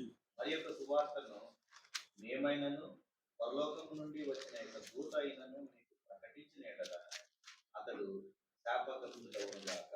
కదా నాయనా, అక్కడేం చెప్పినాడు ఆయన? మేము మీకు ప్రకటించిన సువార్త కాక మరొక సువార్త మేమైనను పరలోకం నుండి వచ్చిన ఒక దూత అయినను మీకు ప్రకటించిన యెడల వాడు శాపగ్రస్తుడవును కాక. దానికంటే ముందు ఆయన మరికొన్ని మాటలు చెప్పినాడు అనమాట. గలతీ మొదటి అధ్యాయము 6వ వచనం 7వ వచనం చూడండి. క్రీస్తు కృపను బట్టి మిమ్మును పిలిచిన వానిని విడిచి భిన్నమైన సువార్త తట్టుకు మీరింత త్వరగా తిరిగిపోవడం చూడగా నాకు ఆశ్చర్యం అవుతున్నది. అది మరి ఒక సువార్త కాదు కానీ క్రీస్తు సువార్తను, అంటే దేన్ని చెరిపేయాలి? క్రీస్తు సువార్తనే చెరిపేయాలి. క్రీస్తు సువార్తను చెరిపివేయడం వలన ఎలాంటి ప్రయోజనాలు? క్రీస్తు సువార్తను చెరిపివేస్తే ఎలాంటి ప్రయోజనాలు? ఆ? ఆత్మలు రక్షణ పొందవు. క్రీస్తు సువార్తను చెరిపివేస్తే ఆత్మలు రక్షణ పొందవు. రక్షణ పొందకపోయి బాప్తిజం ఇచ్చేసినారు, రక్షణే లేదు. ఎందువల్ల రక్షణ లేదు? ఏం వినలేదు వాళ్ళు? క్రీస్తు సువార్తను వినరు. దాంతో ఏదో కలిపి చెప్పడం, దాంట్లో నుంచి తీసేసి చెప్పడం అన్నమాట. ఈ సంగతులు విన్నారా అంటే మొదటి శతాబ్దంలో చూడండి ఆయన, వాడు చేసిన కథను చూడండి. మొదటి శతాబ్దంలో అపోస్తుల కార్యములు 20వ అధ్యాయంలో 19వ అధ్యాయం. అపోస్తుల కార్యం 19వ అధ్యాయము 19వ అధ్యాయం చూడండి. ఈ 19వ అధ్యాయంలో పౌలు ఎఫెసుకు వెళ్ళినాడు అనమాట. మొదటి వచనం నుంచి, అపోల్లో కొరింథులోనున్నప్పుడు జరిగినదేమనగా పౌలు పై ప్రదేశములలో సంచరించి ఎఫెసునకు వచ్చి కొందరు శిష్యులను చూచి మీరు విశ్వసించినప్పుడు పరిశుద్ధాత్మను పొందితిరా అని వారిని అడుగగా వారు పరిశుద్ధాత్ముడు ఉన్నాడన్న సంగతి మేము వినలేదని చెప్పి సువార్త ప్రకటించినప్పుడు ఏం చెప్పాలి నాయన? బాప్తిస్మలో పరిశుద్ధాత్మని వరముగా దేవుడు అనుగ్రహిస్తాడు. అపోస్తుల కార్యం 2:38 అన్నమాట. దీన్ని చెప్పకనే బాప్తిస్మ ఇచ్చేసినారు అన్నమాట. అంటే సువార్తలో కొన్నిటిని తీసేసి బాప్తిస్మ ఇవ్వడం అన్నమాట. ఎవరు చేసినారు ఆ పని? అపవాది చేయించినాడు అన్నమాట. అపవాది చేయించినాడు. వాళ్ళు ఏమన్నారు? వారు పరిశుద్ధాత్ముడు ఉన్నాడన్న సంగతి మేము వినలేదని చెప్పి. అప్పుడు అతడు అలాగైతే మీరు దేనిని బట్టి బాప్తిస్మం పొందితురని అడుగగా వారు యోహాను బాప్తిస్మం బట్టి అని చెప్పి. అందుకు పౌలు యోహాను తన వెనక వచ్చువాని ఎందు అనగా యేసునందు విశ్వాసం ఉంచవలెనని ప్రజలతో చెప్పుచు మారు మనసు విషయమైన బాప్తిస్మం ఇచ్చినని చెప్పాడు. కేవలం మారు మనసు బాప్తిస్మమే, రక్షణార్థమైన బాప్తిస్మం కాదు అన్నాడు పౌలు. ఆ మాటలు విని ప్రభువైన యేసు నామమున బాప్తిస్మం పొందిరి. మొదటి శతాబ్దంలో ఏం చేసినాడు ఆయన? మొదటి శతాబ్దంలోనే సువార్త సత్యంను సాతానుడు ఏం చేసినాడు? ఒక భిన్నమైన సువార్తను తీసుకొచ్చి పెట్టినాడు. దీన్ని ఎక్కడ పెట్టినాడు? భిన్నమైన సువార్తను సంఘంలోనే పెట్టేసినాడు.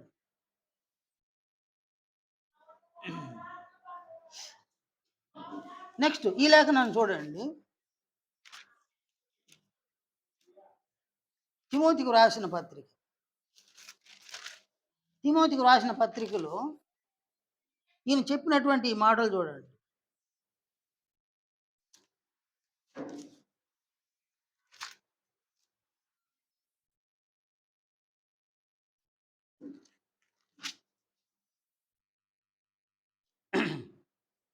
ఆరవ అధ్యాయం, మొదటి పత్రిక 6వ అధ్యాయం 3వ వచనాన్ని చూడండి. ఎవడైనను మన ప్రభువైన యేసుక్రీస్తు యొక్క హితవాక్యములను దైవ భక్తికి అనుగుణ్యమైన బోధను అంగీకరింపక భిన్నమైన బోధను ఉపదేశించిన ఎడల. ఏం బోధ ఎడ? భిన్నమైన బోధ.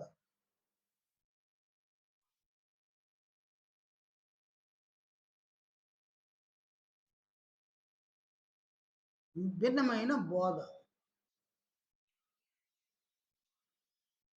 దీని సహితము సాతానుడు ఏం చేసినాడు?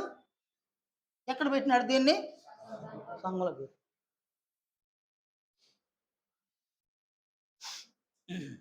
కనుక మొదటి శతాబ్దంలో భిన్నమైన సువార్తను సంఘంలో పెట్టినాడు. భిన్నమైన బోధన కూడా సంఘంలో పెట్టినాడు అన్నమాట. ఆనాటి నుండి నేటి వరకు కూడా ఈ భిన్నమైన సువార్త, భిన్నమైన బోధ మొదటి శతాబ్దంలో సంఘంలోనికి అది ప్రవేశించగా, వాడు ప్రవేశింప చేయగా క్రమంగా ఇవేమైనాయినైనా అపోస్తలులు ప్రకటించిన సువార్త, వారు బోధించిన బోధ క్రమంగా ఏమైపోయింది? ఆ? కంటికి కనపడడం లేదు. అసలు రోమపత్రిక 16వ అధ్యాయం 16వ వచనాన్ని చూడండి. రోమపత్రిక 16వ అధ్యాయం 16వ వచనం. అక్కడ అపోస్తలుడైన పౌలు ఇలా అన్నాడు, పవిత్రమైన ముద్దు పెట్టుకొని ఒకరికొకడు వందనములు చేయుడి, క్రీస్తు సంఘములన్నీ, ఏమంటాడు? క్రీస్తు సంఘము అని అనలా, క్రీస్తు సంఘములన్నీ మీకు వందనములు చెప్పుచున్నవి. మొదటి శతాబ్దంలో క్రీస్తు సంఘము విస్తరించగా నేడు క్రీస్తు సంఘము అరుదుగా ఉందన్నమాట. క్రీస్తు సంఘమునకు బదులుగా సాతానుడు కొత్త పేర్లతో సంఘాలను ఏర్పాటు చేసేసినాడు అనమాట. కొత్త సంఘాలు అన్నమాట.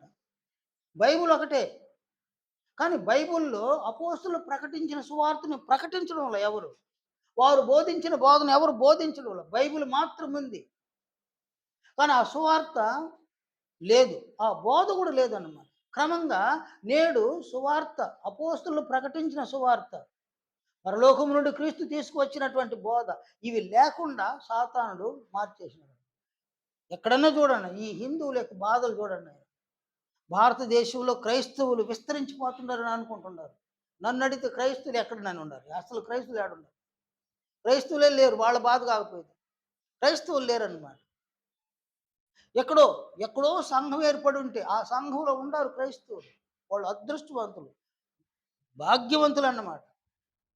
సంఘము, క్రీస్తు సంఘము అని అంటే కొంతమంది అదేం సంఘం అంటున్నారు. నేను క్రీస్తు సంఘం అంటే అదేం సంఘము, అది ఎక్కడుండదు ఆ సంఘం అంటారు. బైబిల్లో ఉంది ఆ సంఘం. నేడున్నటువంటి సంఘాలు ఏవైనా సరే బైబిల్ వెతికి చూసినా, భూతద్దం పెట్టి వెతికి చూసినా ఏ సంఘం కనిపిస్తుంది? నిజమే కాదు నాయన?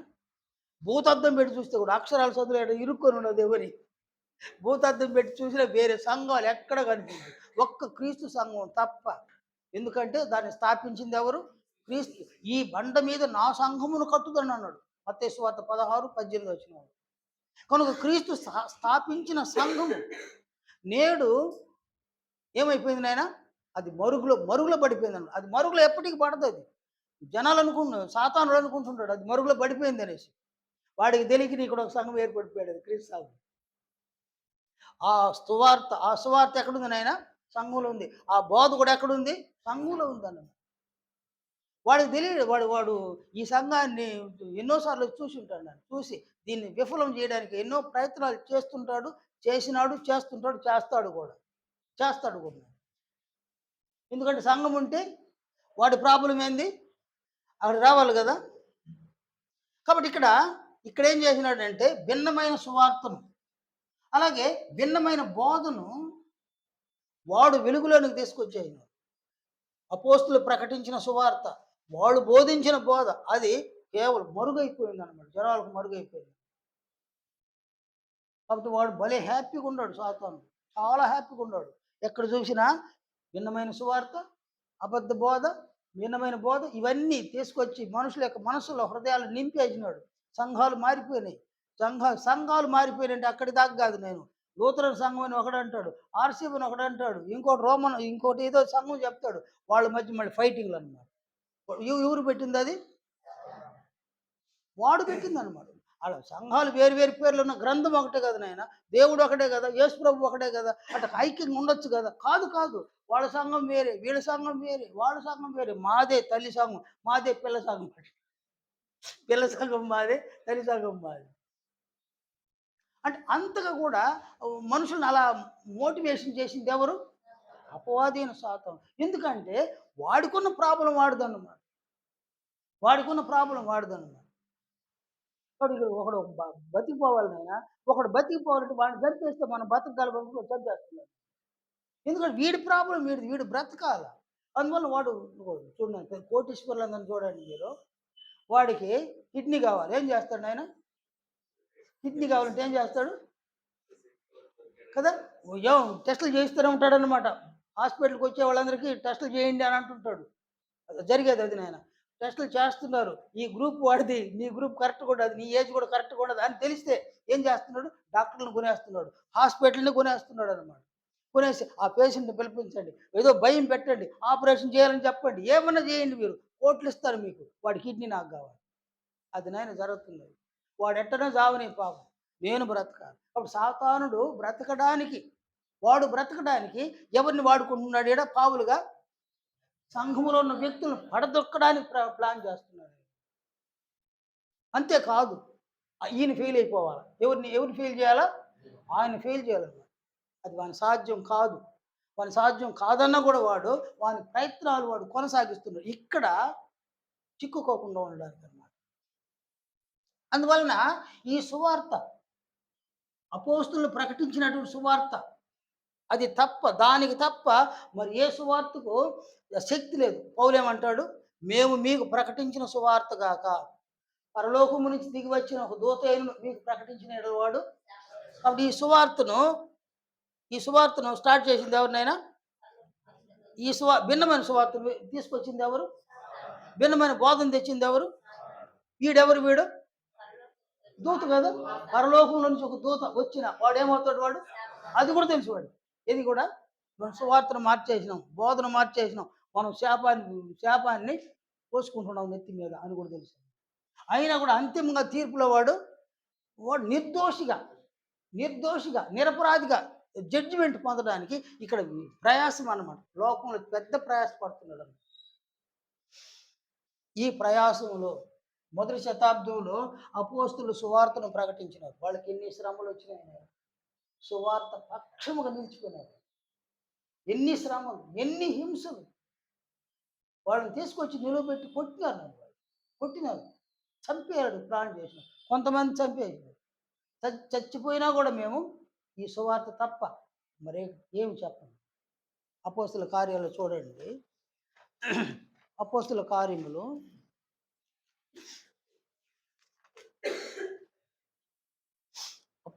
4వ అధ్యాయం కొన్ని వచనాలు చదువుతాను చూడండి. ఈ శాస్త్రులు పరిసయ్యులు పేతురు యోహానులు పిలిపించినారు. 13వ వచనం నుండి వారు పేతురు యోహానుల ధైర్యమును చూసినప్పుడు వారు విద్య లేని పామరులను గ్రహించి ఆశ్చర్యపడి వారు యేసుతో కూడా ఉండిన వారిని గుర్తెరిగి స్వస్థత పొందిన ఆ మనుషుడు వారితో కూడా నిలిచి ఉండటం చూచి ఏమీ ఎదురు చెప్పలేకపోయారు. అప్పుడు సభ వెలుపలికి పొండని వారికి ఆజ్ఞాపించి తమలో తాము ఆలోచన చేసి ఈ మనుషులను మనమేమి చేయుదము? వారి చేత ప్రసిద్ధమైన సూచక్రియ చేయబడి ఉన్నదని యెరూషలేములో కాపురమున్న వారికి అందరికీ స్పష్టమే. అది జరుగులేదని చెప్పజాలం. అయినను ఇది ప్రజలలో ఇంకా వ్యాపింపకుండుటకై ఇక మీదట ఈ నామమును బట్టి, ఏ నామమును బట్టి? యేసు నామమును బట్టి ఏ మనుషునితోనైనను మాట్లాడకూడదని మనం వారిని బెదురు పెట్టవలెనని చెప్పుకొనిరి. అప్పుడు వారిని పిలిపించి మీరు యేసు నామమును బట్టి ఎంత మాత్రమును మాట్లాడకూడదు, బోధింపనకూడదు అని వారికి ఆజ్ఞాపించింది. కానీ మొదటి శతాబ్దంలో ఏం జరిగింది? సాతానుడు ఎంత ప్రయత్నం చేసినాడు చూడండి. అసలు యేసుక్రీస్తు నామాన్ని ప్రకటించకూడదు అంటే రక్షణ ఎవరి నామంలో ఉంది? ఆ నామాన్ని ప్రకటించకపోతే రక్షణే లేదు. ఎంతమంది అయినా మునగని. ఇంకా వాడి ప్లాన్ అదన్నమాట. వాళ్ళు ఏం చెప్పినారు చూడండి. అందుకు పేతురును యోహానును వారిని చూచి దేవుని మాట వినుట కంటే మీ మాట వినుట దేవుని దృష్టికి న్యాయమా? మీరే చెప్పుడి. మేము కన్న వాటిని విన్న వాటిని చెప్పలేక ఉండమని వారికి ఉత్తరం ఇచ్చింది. వాళ్ళు ఎంత ఎంత నిర్ణయమైనా ఎవరి పక్షాన ఉన్నారు? వాళ్ళు ప్రభు పక్షాన, సువార్త పక్షాన. ఎన్ని శ్రమలు, ఎన్ని హింసలు. కాబట్టి ఇక్కడ అనేక శ్రమలు పొందినారు వాళ్ళు, చాలా శ్రమలు పొందినారు. మరొక లేఖనాన్ని చూద్దాము.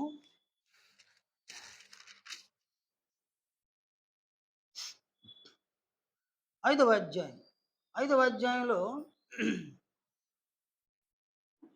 40వ వచనం నుండి. వారు అతని మాటకు సమ్మతించి అపోస్తలులను పిలిపించి కొట్టించి యేసు నామమును బట్టి బోధింపకూడదని ఆజ్ఞాపించి వారిని విడుదల చేశారు. యేసు నామాన్ని గురించి ఏం చేయకూడదన్న వీళ్ళు? అస్సలు ఎవరితో మాట్లాడకూడదు అన్నారనమాట. 41వ వచనంలో ఆ నామము కొరకు అవమానము పొందుటకు పాత్రులని ఎంచబడినందున వారు సంతోషించుచు మహాసభ ఎదుటి నుండి వెళ్ళిపోయి ప్రతి దినము దేవాలయములోను ఇంటింటను మానక బోధించుచు యేసే క్రీస్తుని ప్రకటించుంది. వాళ్ళు చూడండి ఎంత తెగువ. ప్రభువు పక్షమున సువార్త పక్షమున నిలిచిపోయినారు. నేను అపవాది వీళ్ళకు అనేక శ్రమలను కలుగు చేశారు. కానీ మొదటి శతాబ్దంలో అపోస్తలులు ఈ సువార్త పక్షమున నిలబడ్డారు. ఈ సువార్త పక్షమున వారు సువార్తను ప్రకటించినారు, బోధించినారు. వారు జీవితాన్ని అనేకులకు అగుపరిచినారు. ఈ సువార్తను బట్టి వారు మరణించినారు. వాళ్ళని ఏమంటారు ఆయన? హతసాక్షులు అని అంటారు అపోస్తలులు. వాళ్ళు హతసాక్షులుగా మారినారు. సువార్త కొరకు ప్రాణత్యాగాలు చేసినారన్నమాట. అంతగా సువార్తను ప్రేమించినారు, సువార్తను విశ్వసించినారు, సువార్తను ప్రకటించినారు. దాని వలన అనేక శ్రమలు వచ్చిన వాళ్ళ ఆనందం, అనేక ఆత్మలు ఆ సువార్త వల్ల రక్షణ పొందినాయి. అనేక ఆత్మలు ఆ బోధ వలన క్రీస్తు యొక్క మహిమలోనికి రూపాంతరం చెంది మొదటి శతాబ్దంలోనే అది జరిగిందన్నమాట. అందుకొరకు సువార్త పక్షముగా వాళ్ళు జీవించినారు, వాదించినారు, బోధించినారు, చనిపోయినారు. అది నా మొదటి శతాబ్దంలో జరిగేది. అందువల్ల నేడు కూడా సంఘములో సువార్థికులు అయ్యేటువంటి వారు ఎవరైనా సరే వారు తీసుకున్నటువంటి ఆ అభిప్రాయాన్ని మనం కూడా కలిగి ఉండాలి. నేను సువార్థికుడను, నేను సువార్త పక్షానే ఉంటా, నేను సువార్తను ప్రకటిస్తా, వాళ్ళు ప్రకటించిన సువార్తనే ప్రకటిస్తా. దాంతో కలుపును నేను తీసివేయను, కలపును తీసివేయను. వాళ్ళు ఏ భావాలతో సువార్తను ప్రకటించినారో అదే భావాలతో ప్రకటిస్తా. దేంతో నేను ఎవరితో కాంప్రమైజ్ కావు. ఎటువంటి లోభాలకు నేను ఎడమీయను. నేను ఆ సువార్తనే ప్రకటిస్తాను. దాంట్లో తీసివేయను, దాంట్లో కలపను. నాకు తెలిస్తే ప్రకటిస్తే, తెలియకపోతే నోరు మూసుకొని గమ్మును. వారు బోధించిన బోధనే బోధిస్తా. కేవలం బోధించడమే కాదు, జీవించి బోధించేటువంటి వారికి నా జీవితాన్ని, బోధను నా జీవితం ద్వారా అగుపరుస్తాను. అలా చేసి మొదటి శతాబ్దంలో వాళ్ళు ఎంత ప్రయాసపడ్డారు అంతగా నేను ప్రయాసపడతాను. ఎందుకంటే తీర్పు తీర్చే వాళ్ళు ఎవరినైనా నేను వాళ్ళకు తీర్పు తీర్చాల, నా ద్వారా వాళ్ళకు తీర్పు జరగాలి. కాబట్టి దేవుడు గెలవడానికి ఆధారం ఎవరు? సంఘమే. దేవుణ్ణి తీర్పులో గెలిపించే ఆధారం సంఘమే అన్నమాట. దేవునికి ఉన్న ఒకే ఒక ఆధారం సంఘం. నేను దేవునికి ఆధారము, ఈ సంఘము దేవునికి ఆధారము. తీర్పులో దేవుడు న్యాయస్థుడు, దేవుడు సత్యవంతుడు, దేవుడు నీతిమంతుడు, దేవుడు యథార్థవంతుడు, ఆయన మంచివాడు అని ఆయన పక్షముగా నిలవలసింది సంఘము. సంఘములు నేను నిలవాలి, ముఖ్యంగా సువార్థికుడుగా నేను నిలవాలి. ఎందుకంటే నేను సువార్తను ప్రకటించడాన్ని బట్టి, నేను బోధించడాన్ని బట్టి, నేను జీవించి బోధించడాన్ని బట్టి సంఘంలో ఉన్న వ్యక్తులు క్రీస్తు యొక్క రూపాన్ని, క్రీస్తు మహిమను పొందితే మేమందరము తీర్పు దినానికి వెళ్ళి సాతానుడు వారి అనుచరులకు మేమేం చేస్తాం? అక్కడ తీర్పు తీరుస్తాము. అంత గొప్ప బాధ్యతను, ఈ భారాన్ని దేవుడు సువార్తిని యొక్క చేతులు పెట్టినాడు. ఏం ఎరగనట్టు తిరుగుతున్నాను అనేసి బ్యాగులు తగిలించుకునేసి, సేవకులు బ్యాగులు తగిలించుకుని ఏం ఎరగనట్టు తిరిగేస్తున్నారు. అందువల్ల వారిని ఉద్దేశించి పౌలేమన్నాడు? కడుపే వారి దేవుడు. వారి దేవుడు అసలు పరలోకంలో లేడు, వాళ్ళ కడుపే వాళ్ళ దేవుడు అన్నాడు. అందువలన మనం చూడవలసిందంతా కూడా ఇక్కడ ఈ సంఘంలో ఈ సువార్త బోధ ఎందుకు దాన్ని అలా పెట్టినాడు? యోహాను సువార్త 8వ అధ్యాయము 43వ వచనంలో యేసు ప్రభువు చెప్పిన ఆ మాట చూడండి. మీరేలా నా మాటలు గ్రహింపుకున్నారు? మీరు నా బోధను విననేరకుండుట వలననే కదా. అంటే మీరేలా నా మాటలు గ్రహింపుకున్నారు? యేసు ప్రభువు మాటలు గ్రహింపు కానీ రానే రాదు. నన్ను అడిగితే యేసు ప్రభువు మాట్లాడిన మాటలు, ఆయన శిష్యులు మాట్లాడినటువంటి మాటలు ఉన్నాయి, బోధ. ఆ బోధ నరమాతృనికి గ్రహింపు రానే రాదు అన్నమాట. ఎందుకంటే ఆ మాటలు, ఆ బోధ పరిశుద్ధాత్మను పొందిన వ్యక్తికే తప్ప పరిశుద్ధాత్మను పొందని వ్యక్తులకు అది అయోమయంగా ఉంటదనమాట. దేవుడు తన్ను ప్రేమించి వారి కొరకు ఏవి సిద్ధపరిచెనో అవి కంటికి కనబడలేదు, చెవికి వినబడలేదు, హృదయమునకు గోచరము కాలేదు. మనకైతే దేవుడు తన ఆత్మ వలన బయలుపరిచెను. కొరింథీ మొదటి పత్రిక 2వ అధ్యాయం 9, 10 వచనాలు. అందువలన ఈ సువార్త, ఈ బోధ వీటి కొరకు పోరాడవలెనని మొదటి శతాబ్దంలో ఏం చేసినారు వాళ్ళు? కదా! పరిశుద్ధులకు ఒక్కసారే అప్పగింపబడిన బోధ నిమిత్తం పోరాడవలెనని మిమ్మును వేడుకుంటున్నాను అని అన్నాడనమాట. యూదావు రాసిన పత్రిక 3వ వచనంలో. ప్రియులారా, మనకందరికీ కలిగడు రక్షణను గూర్చి మీకు వ్రాయవలెనని విశేష ఆసక్తి గలవాడనై ప్రయత్నపడుచుండగా పరిశుద్ధులకు ఒక్కసారే అప్పగింపబడిన బోధ నిమిత్తం మీరు పోరాడవలెనని మిమ్మును వేడుకొనుచు మీకు వ్రాయవలసి వచ్చాను. నేడు సంఘములు ఉన్న సువార్థికులుగా తయారయ్యే వాళ్ళు ఎవరైనా సరే దేనికోసం పోరాటం చేయాలి? పరిశుద్ధులకు అప్పగింపబడిన ఆ బోధ ఉంది, సువార్త బోధ. దానికోసం మనం పోరాటం చేయాలండి. ఏదో బ్రతకడం కోసం కాదు సువార్తను ప్రకటించేది. సువార్త కొరకు ఒక పోరాటం. ఏంది పోరాటము? ఎందుకు నాయన పోరాటం? ఏంది నాయన ఈడ? పోరాటంలో ఎవరెవరు ఉండారు ఈడ? ఒక సువార్థికుడుగా నీవున్నావు. నీకు యాంటీగా ఎవరున్నారు ఈడ? సాతానుడు. వాని పక్షంగా ఎవరున్నారు? వాని పక్షంగా భిన్నమైన సువార్థికులు అనేకులు ఉన్నారు. ఈ పట్టణంలో 56, 57 సంఘాలు ఉన్నాయి. 57 సంఘాలలో క్రీస్తు సంఘం ఇక్కడుందన్నమాట. ఒక్కటుంది. మిగతా 55, 56 సంఘాలు దీనికి భిన్నమైన సంఘాలు. వాళ్ళందరూ ఏం సువార్థికులు వాళ్ళు? భిన్నమైన సువార్థికులు. కాబట్టి 50 చిలుకు పైన భిన్నమైన సువార్థికులు ఉండగా ఈ సంఘంలో ఒక్క సువార్థికుడు ఏం చేయాలి నాయన? ఏం చేయాలి? ఒకటుంది. కాబట్టి ఈ ఒక్క సువార్థికునితో సంఘంలో మరికొంతమంది సువార్థికులు తయారైతే ఎవరి మీద పోరాటం చేయొచ్చు మనము? వాడు సాతానుడు, వాని అనుచరులు. ఎవరు వాళ్ళ అనుచరులు? ఎవరు వాని అనుచరులు? భిన్నమైన సువార్థికులు. వారి మీద పోరాటం చేయడానికి శక్తిని మనం కలిగి ఉంటాం. అని మీరు ఈ సందర్భంలో ఈ కాళహస్తిలో ఎంతమంది సేవకులు ఉన్నారు? వారందరూ నాకు తెలుసు. వారు ఏ మీటింగ్ పెట్టుకున్నా నన్ను పిలవరు అన్నమాట. నన్ను పిలవరు. ఎందుకంటే ఆయన చర్చ్ ఆఫ్ క్రీస్తు సంఘం ఆయన అని నన్ను ఒక వెలివేసినట్లుగా చూసినారన్నమాట. కానీ ఒక మీటింగ్ పెట్టుకున్నప్పుడు వాళ్ళు ఆయన కూడా పిలుద్దామయ్యా, వస్తే రాని రాకపోతే పని అంటే ఆ మీటింగ్ చేరి వచ్చినటువంటి సేవకులు చాలామంది, 90% మనం పిలిచిన ఆయన రాడు అని కొంతమంది, ఓ 10% మంది సరే ఆయన రాకపోతే పోతాడు, పిలవండి, వస్తే రాని రాకపోతే పని అని కొంతమంది, 10% మంది వాళ్ళు వచ్చి పిలువుగా నేను వెళ్ళినాను. నేను వెళ్ళగానే లోపలికి వెళితే ఆశ్చర్యం, అందరికీ ఆశ్చర్యం, చాలా ఆశ్చర్యం. నేను అందరితో కలుపుగోలుగా ఉన్నాను. ఇప్పుడు కూడా అందరితో కలుపుగోలుగా ఉన్నాను. కానీ వాళ్ళకి తెలిసిందంతా ఏంటంటే ఈ పట్టణంలో, ఈ సంఘంలో ప్రతి నెలలోనూ ఒక క్లాస్ జరిపినాం మనం. సంఘం దానికోసం ఎంత డబ్బును ఖర్చు పెట్టింది. డబ్బును విస్తారంగా ఖర్చు పెట్టింది సంఘం. చాలా విస్తారం ఖర్చు పెడితే 30 మంది, 40 మంది, 50 మంది, 100 మంది వచ్చిన పరిస్థితులు కూడా ఉన్నాయన్నమాట. 100 మంది వస్తే ఈ కాళహస్తిలో ఆల్మోస్ట్ పాస్టర్లు అందరూ ఇక్కడ ఈ చెప్పబడే వాక్యాన్ని విన్నారు. ఒక పాస్టర్ అయితే వెళుతూ ఆయన నేర్చున్నాడు.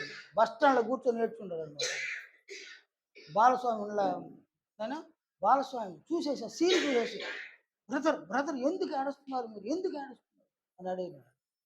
అయ్యా, 16 సంవత్సరాలుగా సేవ చేస్తున్నాను నేను.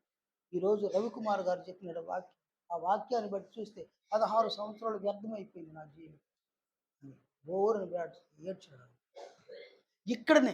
ఇక్కడ క్లాస్ జరిగేటప్పుడు ఒకరికి ప్రార్థన ఇస్తే ఆయన ఏడుస్తాడు అనమాట. అయ్యా తండ్రి, ఈ సంగతులు మాకు తెలియవు, మేమంతా వ్యర్థమైపోయినాం ఈ పనులు అని ఏడ్చిన వాళ్ళు చాలామంది. అంతేకాదు, పట్టణంలో ఎవరిని అడిగినా రవికుమార్ని గురించి అడిగితే వాళ్ళు చెప్పేది ఒకటే, ఆయన బాగా తెలుసు, ఆయన వాక్యం తెలుసు బాగా అని చెప్పే పరిస్థితులు నేడు ఉన్నాయి. ఎందువల్ల అంటే ఎవరితో కాంప్రమైజ్. నాకు అనేక ఆఫర్లు వచ్చినాయి. నా భయం అంతా ఈ సువార్తకు భిన్నంగా, బోధకు భిన్నంగా మనం వెళ్ళిపోతామేమో అన్న భయం. ఆ భయంతోనే వచ్చిన ఆఫర్లన్నీ నేను తిరస్కరించాను. ఎందుకంటే వాళ్ళ దగ్గర మనం చేజాపితే వాళ్ళు చెప్పినట్లు మనం బోధించాలి. ఒక్కొక్క సంఘానికి ఒక నియమం ఉంటుంది. ఆర్సీఎం వాళ్ళు దీన్ని చదివి చెప్పడానికి వాళ్ళ దగ్గర బుక్ ఉంటుంది. ఆ బుక్ చూసి చెప్పాలి. నూతన చర్చలు సైతం అంతే. వాళ్ళు పాత నిబంధన ఏర్పాటు ఒకటి, క్రొత్త నిబంధన ఏర్పాటు ఒకటి, రెండింటిని చదవాలి. ఆ రెండింటిని చదివగా మిగిలింది ఆడ బుక్లో ఉంటుంది, చెప్పాల్సింది దాన్నే చెప్పాలి. పరిమితిలోనే ఉండాలి, దాన్ని మించి పోకూడదు. అలాగే చాలా సంఘాలు ఈ నియమాలు ఉన్నాయి. దీన్ని స్వేచ్ఛగా ప్రభు పక్షాన ఈ వాక్యాన్ని మనం చెప్పలేమన్నమాట. ఆ భయం చేత ఎన్ని ఆఫర్లు వచ్చినా నేను వెళ్ళలేదన్నమాట. అపవాది చాలా ప్లాన్లు వేసినాడు నన్ను లేపేయడం ప్లాన్ చేసి. దాన్ని ఇవన్నీ చూసిన తర్వాత నాకు పెద్ద అపాయాలు కూడా తెచ్చినాడు ఆయన. దేవుడు మహా కనికరించి కాపాడినాడు. అది మీకోసం నన్ను కాపాడిపెట్టు.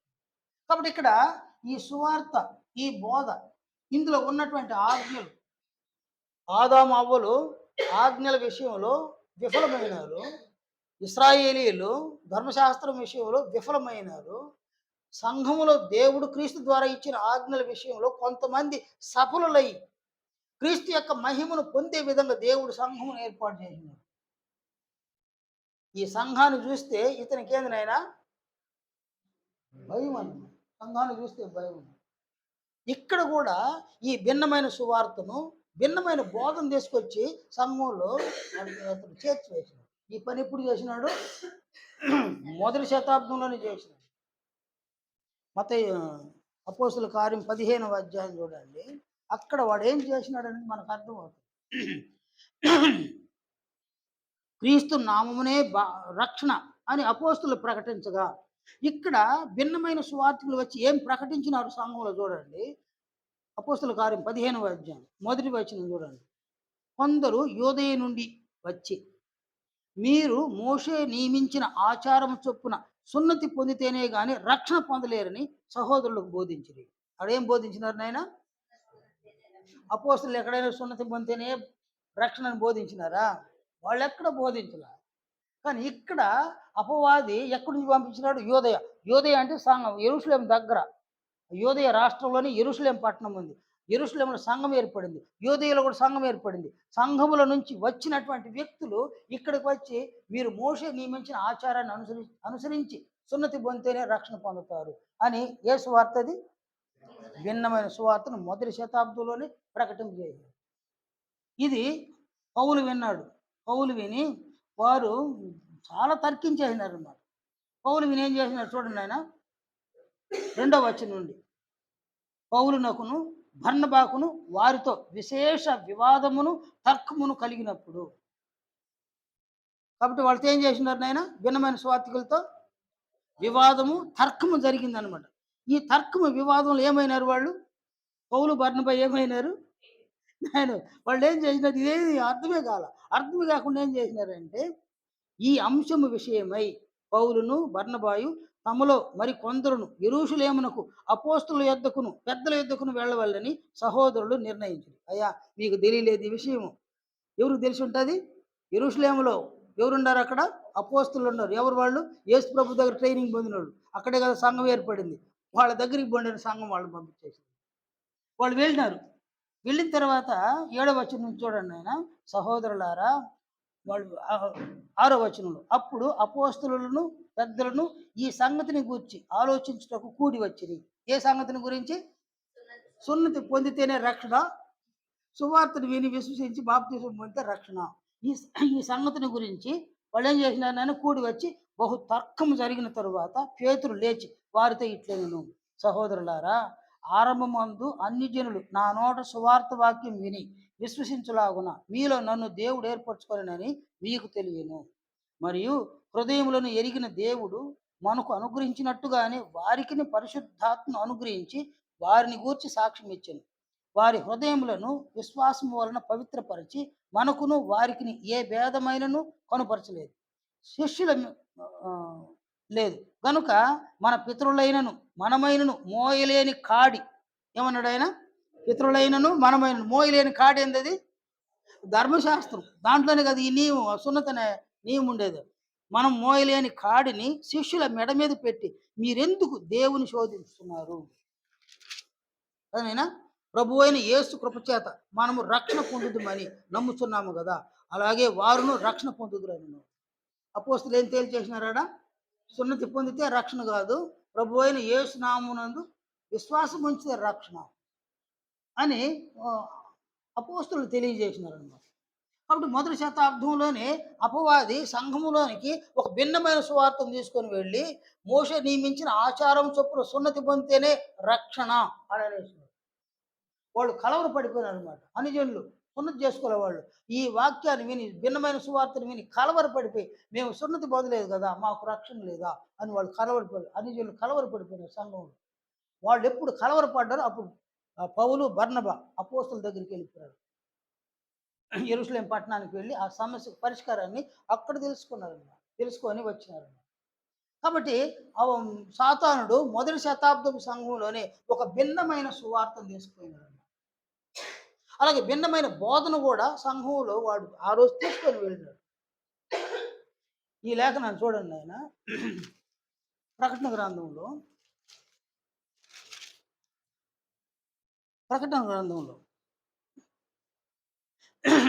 2వ అధ్యాయం ఈ ఎఫెసు సంఘాన్ని గురించి దూత ఇలా చెప్పినాడు అనమాట. 2వ అధ్యాయం 1వ వచనం 2వ వచనం కూడా చూడండి. ఎఫెసులో ఉన్న సంఘపు దూతకు ఇలాగ వ్రాయము. ఏ సంఘానికినైనా ఎఫెసు పౌలు స్థాపించినాడే ఆ సంఘానికి రాయమంటాడు అనమాట.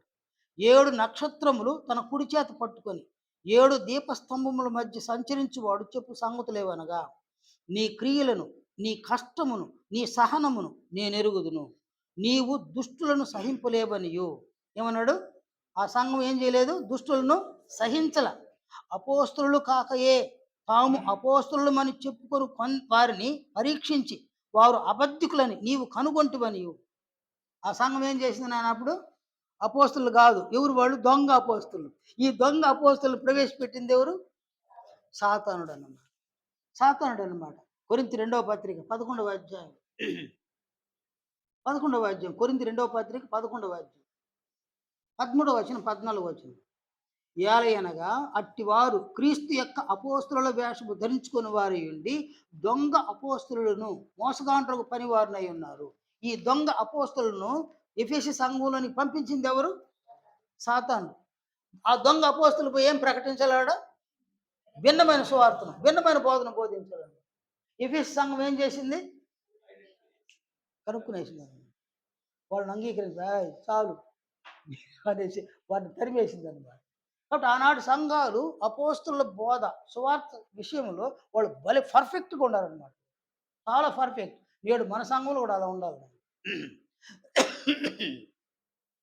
కాబట్టి ఇక్కడ సంఘములో సువార్త బోధ ఇవి కేవలం క్రీస్తు పరలోకం నుంచి తీసుకొచ్చినటువంటి బోధ. ఆ బోధను ఎందుకు పెట్టినాడంటే, ఆ బోధలో ఉన్న ఆజ్ఞలు సంఘములో ఉన్న వ్యక్తులు అనుసరించగా వారు 30%, 60%, 100% ఇక్కడ క్రీస్తు యొక్క మహిమను పొందేటువంటి అవకాశం ఉందన్నమాట. వీళ్ళు క్రీస్తు యొక్క మహిమను పొందగా ఎవరినైనా ఇక్కడ మహిమ, క్రీస్తు మహిమ, ఆజ్ఞలు పాటిస్తే క్రీస్తు మహిమ.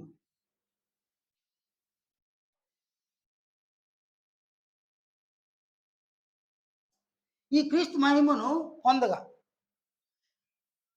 ఎంతమంది దేవుని యొక్క లెక్కల్లో, దేవునికి లెక్కలు ఉన్నాయి. నేను ఎంతమంది పరలోక రాజ్యంలోనికి క్రీస్తు మహిమను పొందినటువంటి ఆత్మల అవసరము, అది ఒక లెక్క ఉంది దేవునికి. లెక్క సంపూర్ణమైనప్పుడు ఆయన ఏం చేస్తాడు? లెక్క సంపూర్ణమైనప్పుడు ఆయన ఈ లోకాన్ని పెట్టిపెట్టాడు అనమాట. దీన్ని ఏం చేస్తాడు? ఆయన తొలగించేస్తాడు. అప్పుడు ఈ లెక్కలో ఉన్నారు చూడండి, క్రీస్తు మహిమ పొందినటువంటి వాళ్ళు వీళ్ళు ఎక్కడికి రావాలా? తీర్పులోకి వచ్చేస్తారన్నమాట కదా.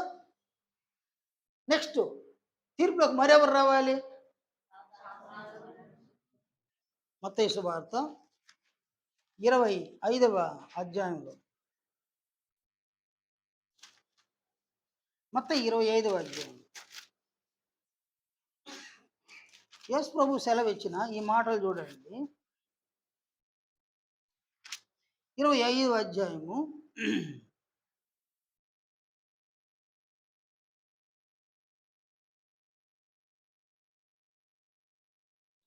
41వ వచనాన్ని చూడండి. అక్కడ యేసు ప్రభువుకి లెఫ్ట్ వైపు నిలబడ్డవారు తీర్పులో. వాళ్ళని గురించి ప్రభు అన్నాడు, ఎడమ వైపు ఉండి వారిని చూచి, శపింపబడిన వారులారా, నన్ను విడిచి అపవాదికిని వాని దూతలకును సిద్ధపరచబడిన నిత్యాగ్నిలోనికి పోవుడి. ఈ నిత్యాగ్ని ఎవరి కోసం ఏర్పాటు చేసింది? కాబట్టి నరకం అనేది సంఘానికి కాదు. నేను నరకం అనేది సంఘానికి కాదు. ఈ నరకం అనేది ఎవరి కోసము? కాబట్టి సాతానుడు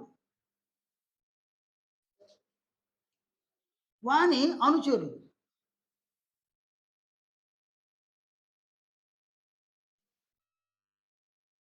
వీళ్ళు కూడా దూతలే. వీళ్ళ కోసం నరకాన్ని దేవుడు ఏర్పాటు చేసింది, సంఘం కోసం కాదు. కానీ సంఘంలో ఉన్న వారిని కొంతమందిని ఈ భిన్నమైన బోధ ద్వారా వాళ్ళని ప్రభావిత పరచడం వలన సాతానుడు సంఘంలో ఉన్న వారు కూడా నరకానికి వెళ్ళే విధంగా తయారు చేస్తారు. ఇదన్నమాట. అందువల్ల సంఘం ఏమో తీర్పులోకి వస్తుంది. తీర్పులోకి వచ్చేసరికి వీళ్ళు ఎలా వస్తారు నాయన? ఆజ్ఞలను అనుసరించి వస్తారా? ఆజ్ఞలు అతిక్రమించి వస్తారా? కదా, ఆజ్ఞలను అనుసరించి వచ్చినారు. కాబట్టి వీళ్ళు ఇక్కడికి వచ్చిన వాళ్ళు ఎవరినైనా పరిశుద్ధులు.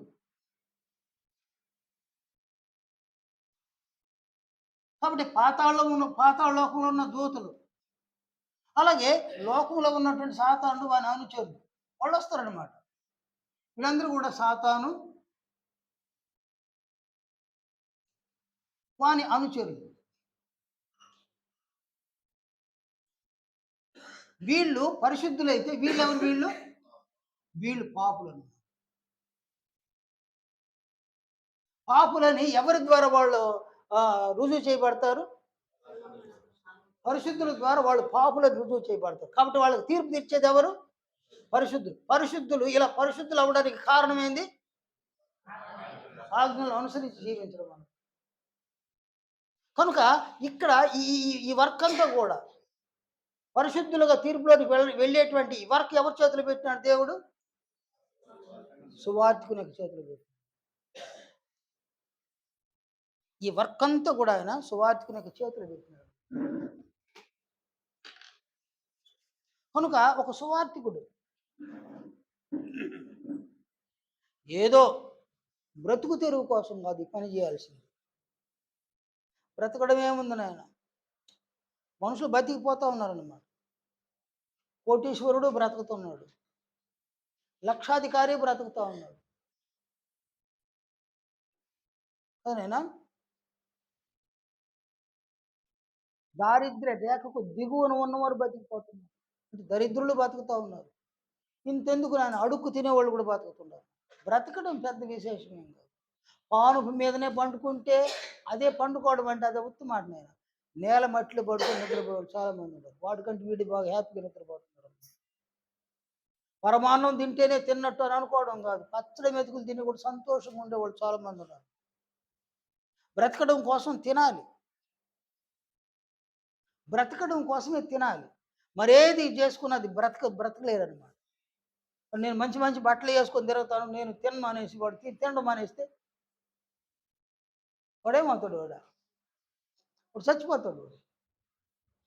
లేదు నేను ఆ బిల్డింగ్లో ఆ పాన్పు మీదనే పడుకుంటాను, భూమి మీద నేను పడుకోను, పాన్పు మీద పడుకుంటే చాలు, నాకు ఆహారం వద్దనేస్తే వాడేమవుతాడు?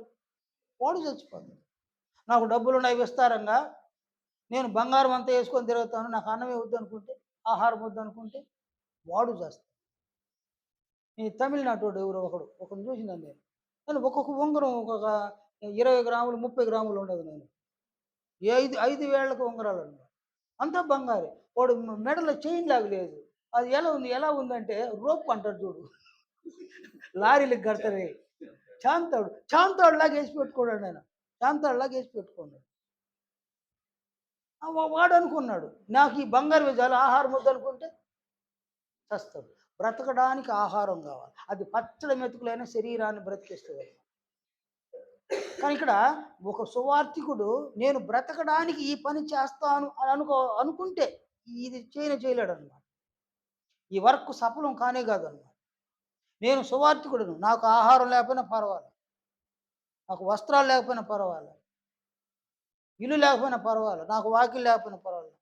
కొన్ని ఆత్మలను పరిశుద్ధులుగా తయారు చేసి నా తండ్రి పక్షమున, నా ప్రభువు పక్షమున సాతానుడు దోషి అని నేను నిరూపించాలి.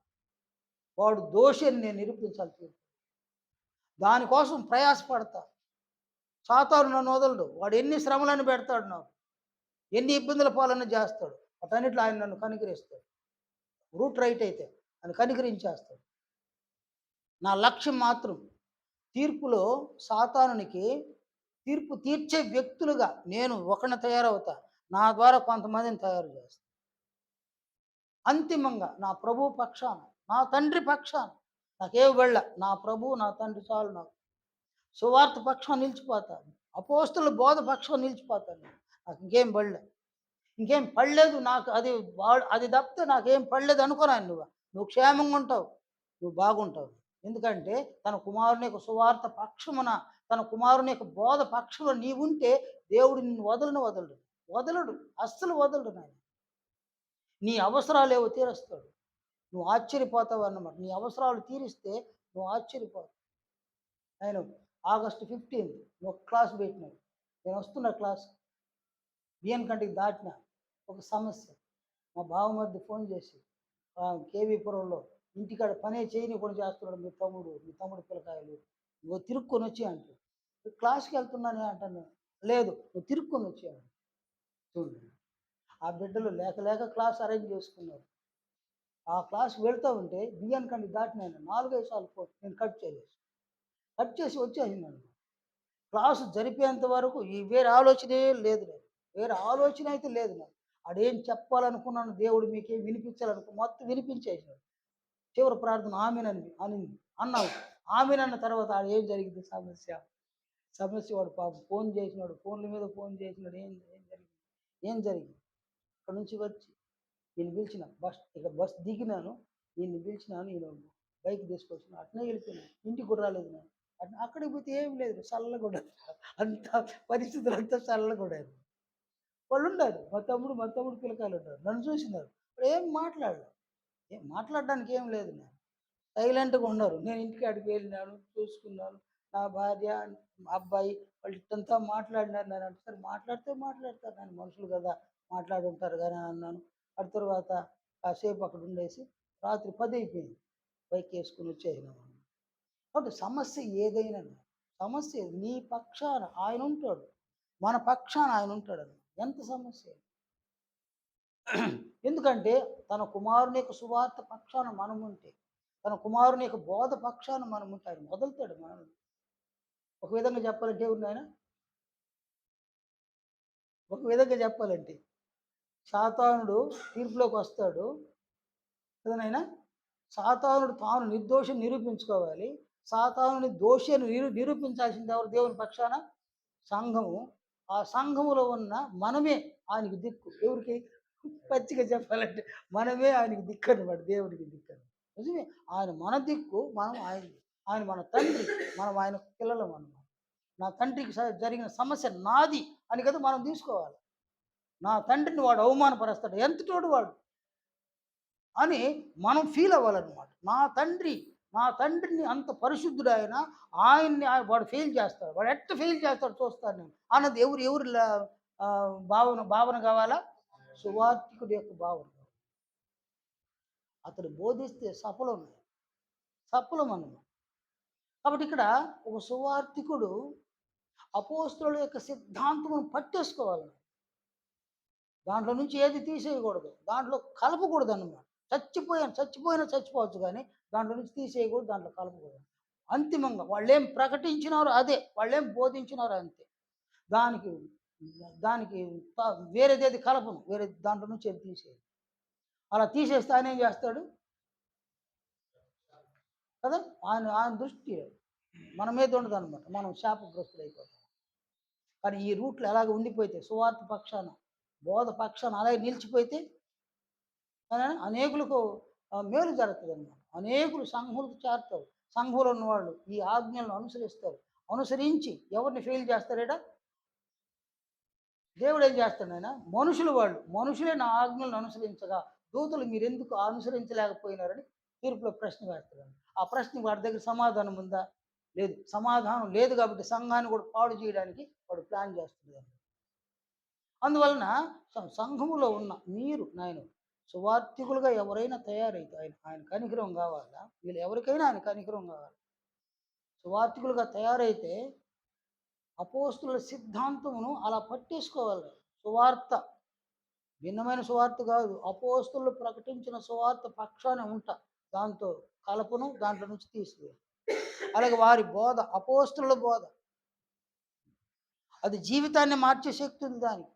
అందువలన వారి బోధ పక్షంగా నిలిచిపోతాను నేను, అందులో కలపను, దానిలో నుంచి తీసివేయను నేను. నా జీవిత కాలం అంతా నమ్మకస్తుడుగా, సువార్తకు నమ్మకస్తుడుగా, బోధకు నమ్మకస్తుడుగా నేను పనిచేస్తాను. నా అవసరాలు ఏదో ఆయన తీరుస్తాడు, నా సమస్యలు ఉంటే ఆయన పరిష్కరిస్తాడు. నేను మరణించేంత వరకు ఈ పనిలో ఇలాగే ఉంటా. నేను ఇంతే. అపోస్తలుల బోధ తప్ప, వాళ్ళు ప్రకటించిన సువార్త తప్ప మరి ఏ లాభాలు నాకు వస్తాయన్న వాడి జోలికి కూడా నేను అని ఫిక్స్ అయిపోయి దేవుడు చూస్తాడు. దేవుడు చూసి ఆయన ఏం చేస్తాడు? మహాజ్ఞానాన్ని ఇస్తాడు. ఈ బిడ్డ పనికి వస్తాడు అనుకుంటే సువార్థికుడుగా వారికి మహాజ్ఞానాన్ని అనుగ్రహించేస్తాడు. ఆయన ఈ జ్ఞానాన్ని అనుగ్రహించగా ఆ సువార్థికుడికి ఎంత ఆనందము, ఎంత ధైర్యము. ₹1,00,00,000 కూడా ఈ ఆనందం రాదు, 10 కోట్లన్నా కూడా ఈ ధైర్యం రాదన్నమాట. అంత ఆనందము, అంత ధైర్యం. నేను ఈ పనిని ఇంత గొప్పగా దేవుడు నా చేత చేయిస్తూ ఉన్నాడా అన్న ఆనందం, పట్టజాలని ఆనందం, ధైర్యం. ఈ ధైర్యము, ఈ ఆనందం అనేకుల జీవితాలు వెలుగుగా మార్చేస్తారు దేవుడు. మనం క్షేమంగా క్రీస్తు మహిమను పొందుతాం. అనేకులు క్రీస్తు మహిమను పొందే విధంగా మనల్ని దేవుడు వాడుకుంటాడు. సువార్థికుడైన మిగిలిన వారైన సంఘంలో నుంచి తీర్పు దినాన అక్కడికి కానీ వెళ్ళిపోతే ఎవరికి అక్కడ జయం, ఎవరికినైనా మన తండ్రి అయిన దేవునికి జయం. మనము సాక్షులము కదా, రుజువు కూడా మనమే సాక్షులు, మనమే రుజువు. దేనికి సాక్షి? మనము దేవుని ఆజ్ఞలను అనుసరించి జీవించవచ్చు అనడానికి మనం సాక్షులమైతే, దేవుని యొక్క ఆజ్ఞలను అతిక్రమించిన వాళ్ళు ఏమవుతారా? వాళ్ళు ఫెయిల్ అవుతారు. వాళ్ళు ఫెయిల్ అయితే దేవుడు ఏం చేస్తాడు? తీర్పు తీరుస్తాడు. తీర్పు అంటే ఏంటైనా, మీరు పరిశుద్ధులు కాదు, మీరు అపవిత్రులు కదా, మీరు పాపం చేసిన వాళ్ళు, మీరు పాపులు అని ఆయన ఎవరి ద్వారా జడ్జిమెంట్ చేస్తాడు? మన ద్వారా, సంఘం ద్వారా జడ్జిమెంట్ చేసి వాడిని ఏం చేస్తాడు? ఈసారి నరకానికి బయలుదేరు, చివరిగా శిక్ష విధించేస్తాడు. నిత్యమైన తీర్పు అది. హెబ్రీ పత్రిక 6వ అధ్యాయంలో చూడండి, మొదటి వచనం నుండి, నిర్జీవ క్రియలను విడిచి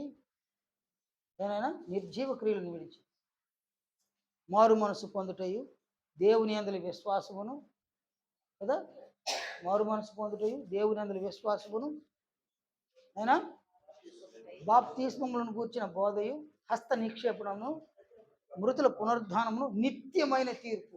తీర్పు అంటే ఏమవుతుంది? అది దాని ప్రభావం నిత్యంగా ఉంటుంది అనమాట. తీర్పు యొక్క ప్రభావం, జడ్జి కూర్చున్నాడు, నీకు జీవిత ఖైదు అన్నాడు అనుకో, అది నిత్యం, వాడు చచ్చిపోయేంత కాడ ఉండాలన్నమాట.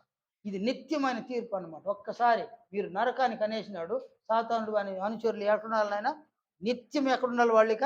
ఇక పరలోకం మోకం చూసే అవకాశమే లేదు. వాళ్ళు నిత్యం తీర్పు ఉండిపోతారు. వారికి ఆ నిత్య తీర్పు జరపడానికి కారణం ఎవరు? ఇక్కడ సంఘం అన్నమాట. కనుక సంఘంలో ఉన్న మనలో ప్రతి ఒక్కరూ ఉన్నాయి క్రీస్తు యొక్క మహిమను పొందడానికి, మనం పరిశుద్ధులుగా ఉండడానికి, పాపాన్ని విడిచిపెట్టి పరిశుద్ధులుగా ఉండడానికి, మనం క్రీస్తు బోధను, అపోస్తుల బోధను అనుసరించి సంఘంలో జీవించగలిగి దేవుని పక్షాన, క్రీస్తు పక్షాన మనం ఇక్కడ ఉండిపోతే మన వలన దేవుడు సాతానుకి, వాని అనుచరులకు తీర్పు తీరుస్తాడు. వాళ్ళకి తీర్పు తీర్చి నరకానికి పంపిస్తే మనల్ని ఏం చేస్తాడని ప్రభువు? వాళ్ళని అలాగే చేత పట్టుకొని పరలోక రాజ్యాన్ని తీసుకుంటాం. మన లైఫ్ బాగుంటుంది, మన భవిష్యత్తు క్షేమంగా ఉంటాం. ఇది నాయన. అందువలన అపోస్తుల యొక్క సిద్ధాంతం అంటే దాని అర్థమైంది నాయన, మార్చబడనిది, మార్పు లేనిది. దాంట్లో సువార్త అంటే దాంట్లో మార్పు ఏమి లేదు, దాంతో కలపకూడదు, తీసివేయకూడదు. అపోస్తుల బోధ అంటే అది సిద్ధాంతం అంతే, దాంట్లో కలపకూడదు, దాంట్లో నుంచి తీసివేయకూడదు. ఈ సిద్ధాంతాన్ని మనం నేర్చుకుంటా ఉన్నాం అన్నమాట. ఇది బ్యాక్‌గ్రౌండ్ నేర్చుకున్నాం. ఇది ఈరోజు చెప్పుకున్నాం బ్యాక్‌గ్రౌండ్. ఈ బ్యాక్‌గ్రౌండ్‌ను అందరూ గ్రహించండి నాయన. నెక్స్ట్ ఈ అపోస్తుల సిద్ధాంతాన్ని వాళ్ళు ఒక సంగతిని ఎలా చెప్పినారో, ఆ సంగతిని ఎలా మనం విశ్వసించాలి, ఎలా అనుసరించాలనే దాన్ని మనం నేర్చుకుందాం. టైం ఎంత అయింది నాయన? ఎక్కువైంది. నేను అందరి కొరకు భోజనం సిద్ధంగా ఉంది. చివరగా అందరూ నిలువబడితే ప్రార్థన చేసుకుందాం.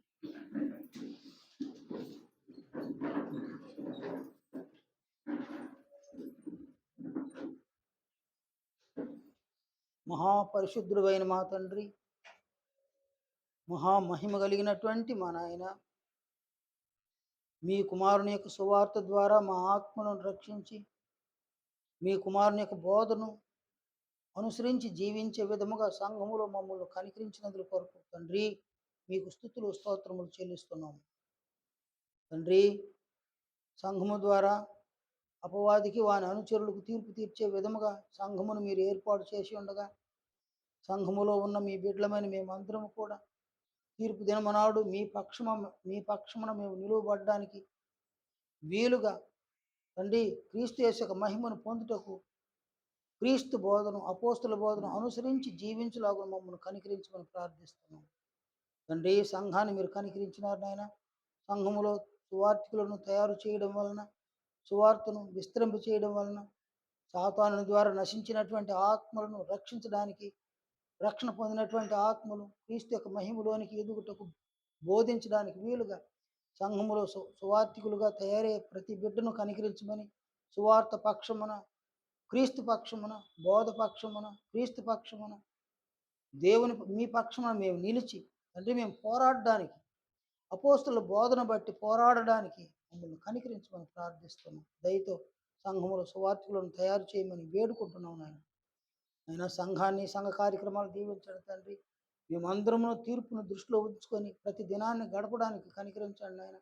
సంఘములో సువార్త సత్యమును విన్నటువంటి మేమందరం కూడా సువార్తకు విధేయతను చూపించి ఉండగా, ఇప్పుడు అపోస్తులు బోధించిన బోధకు మరింత విధేయులుగా జీవించటకు, అపోస్తుల బోధల పట్ల విశ్వాసాన్ని మాకు కలుగు చేయమని ప్రార్థిస్తున్నాం.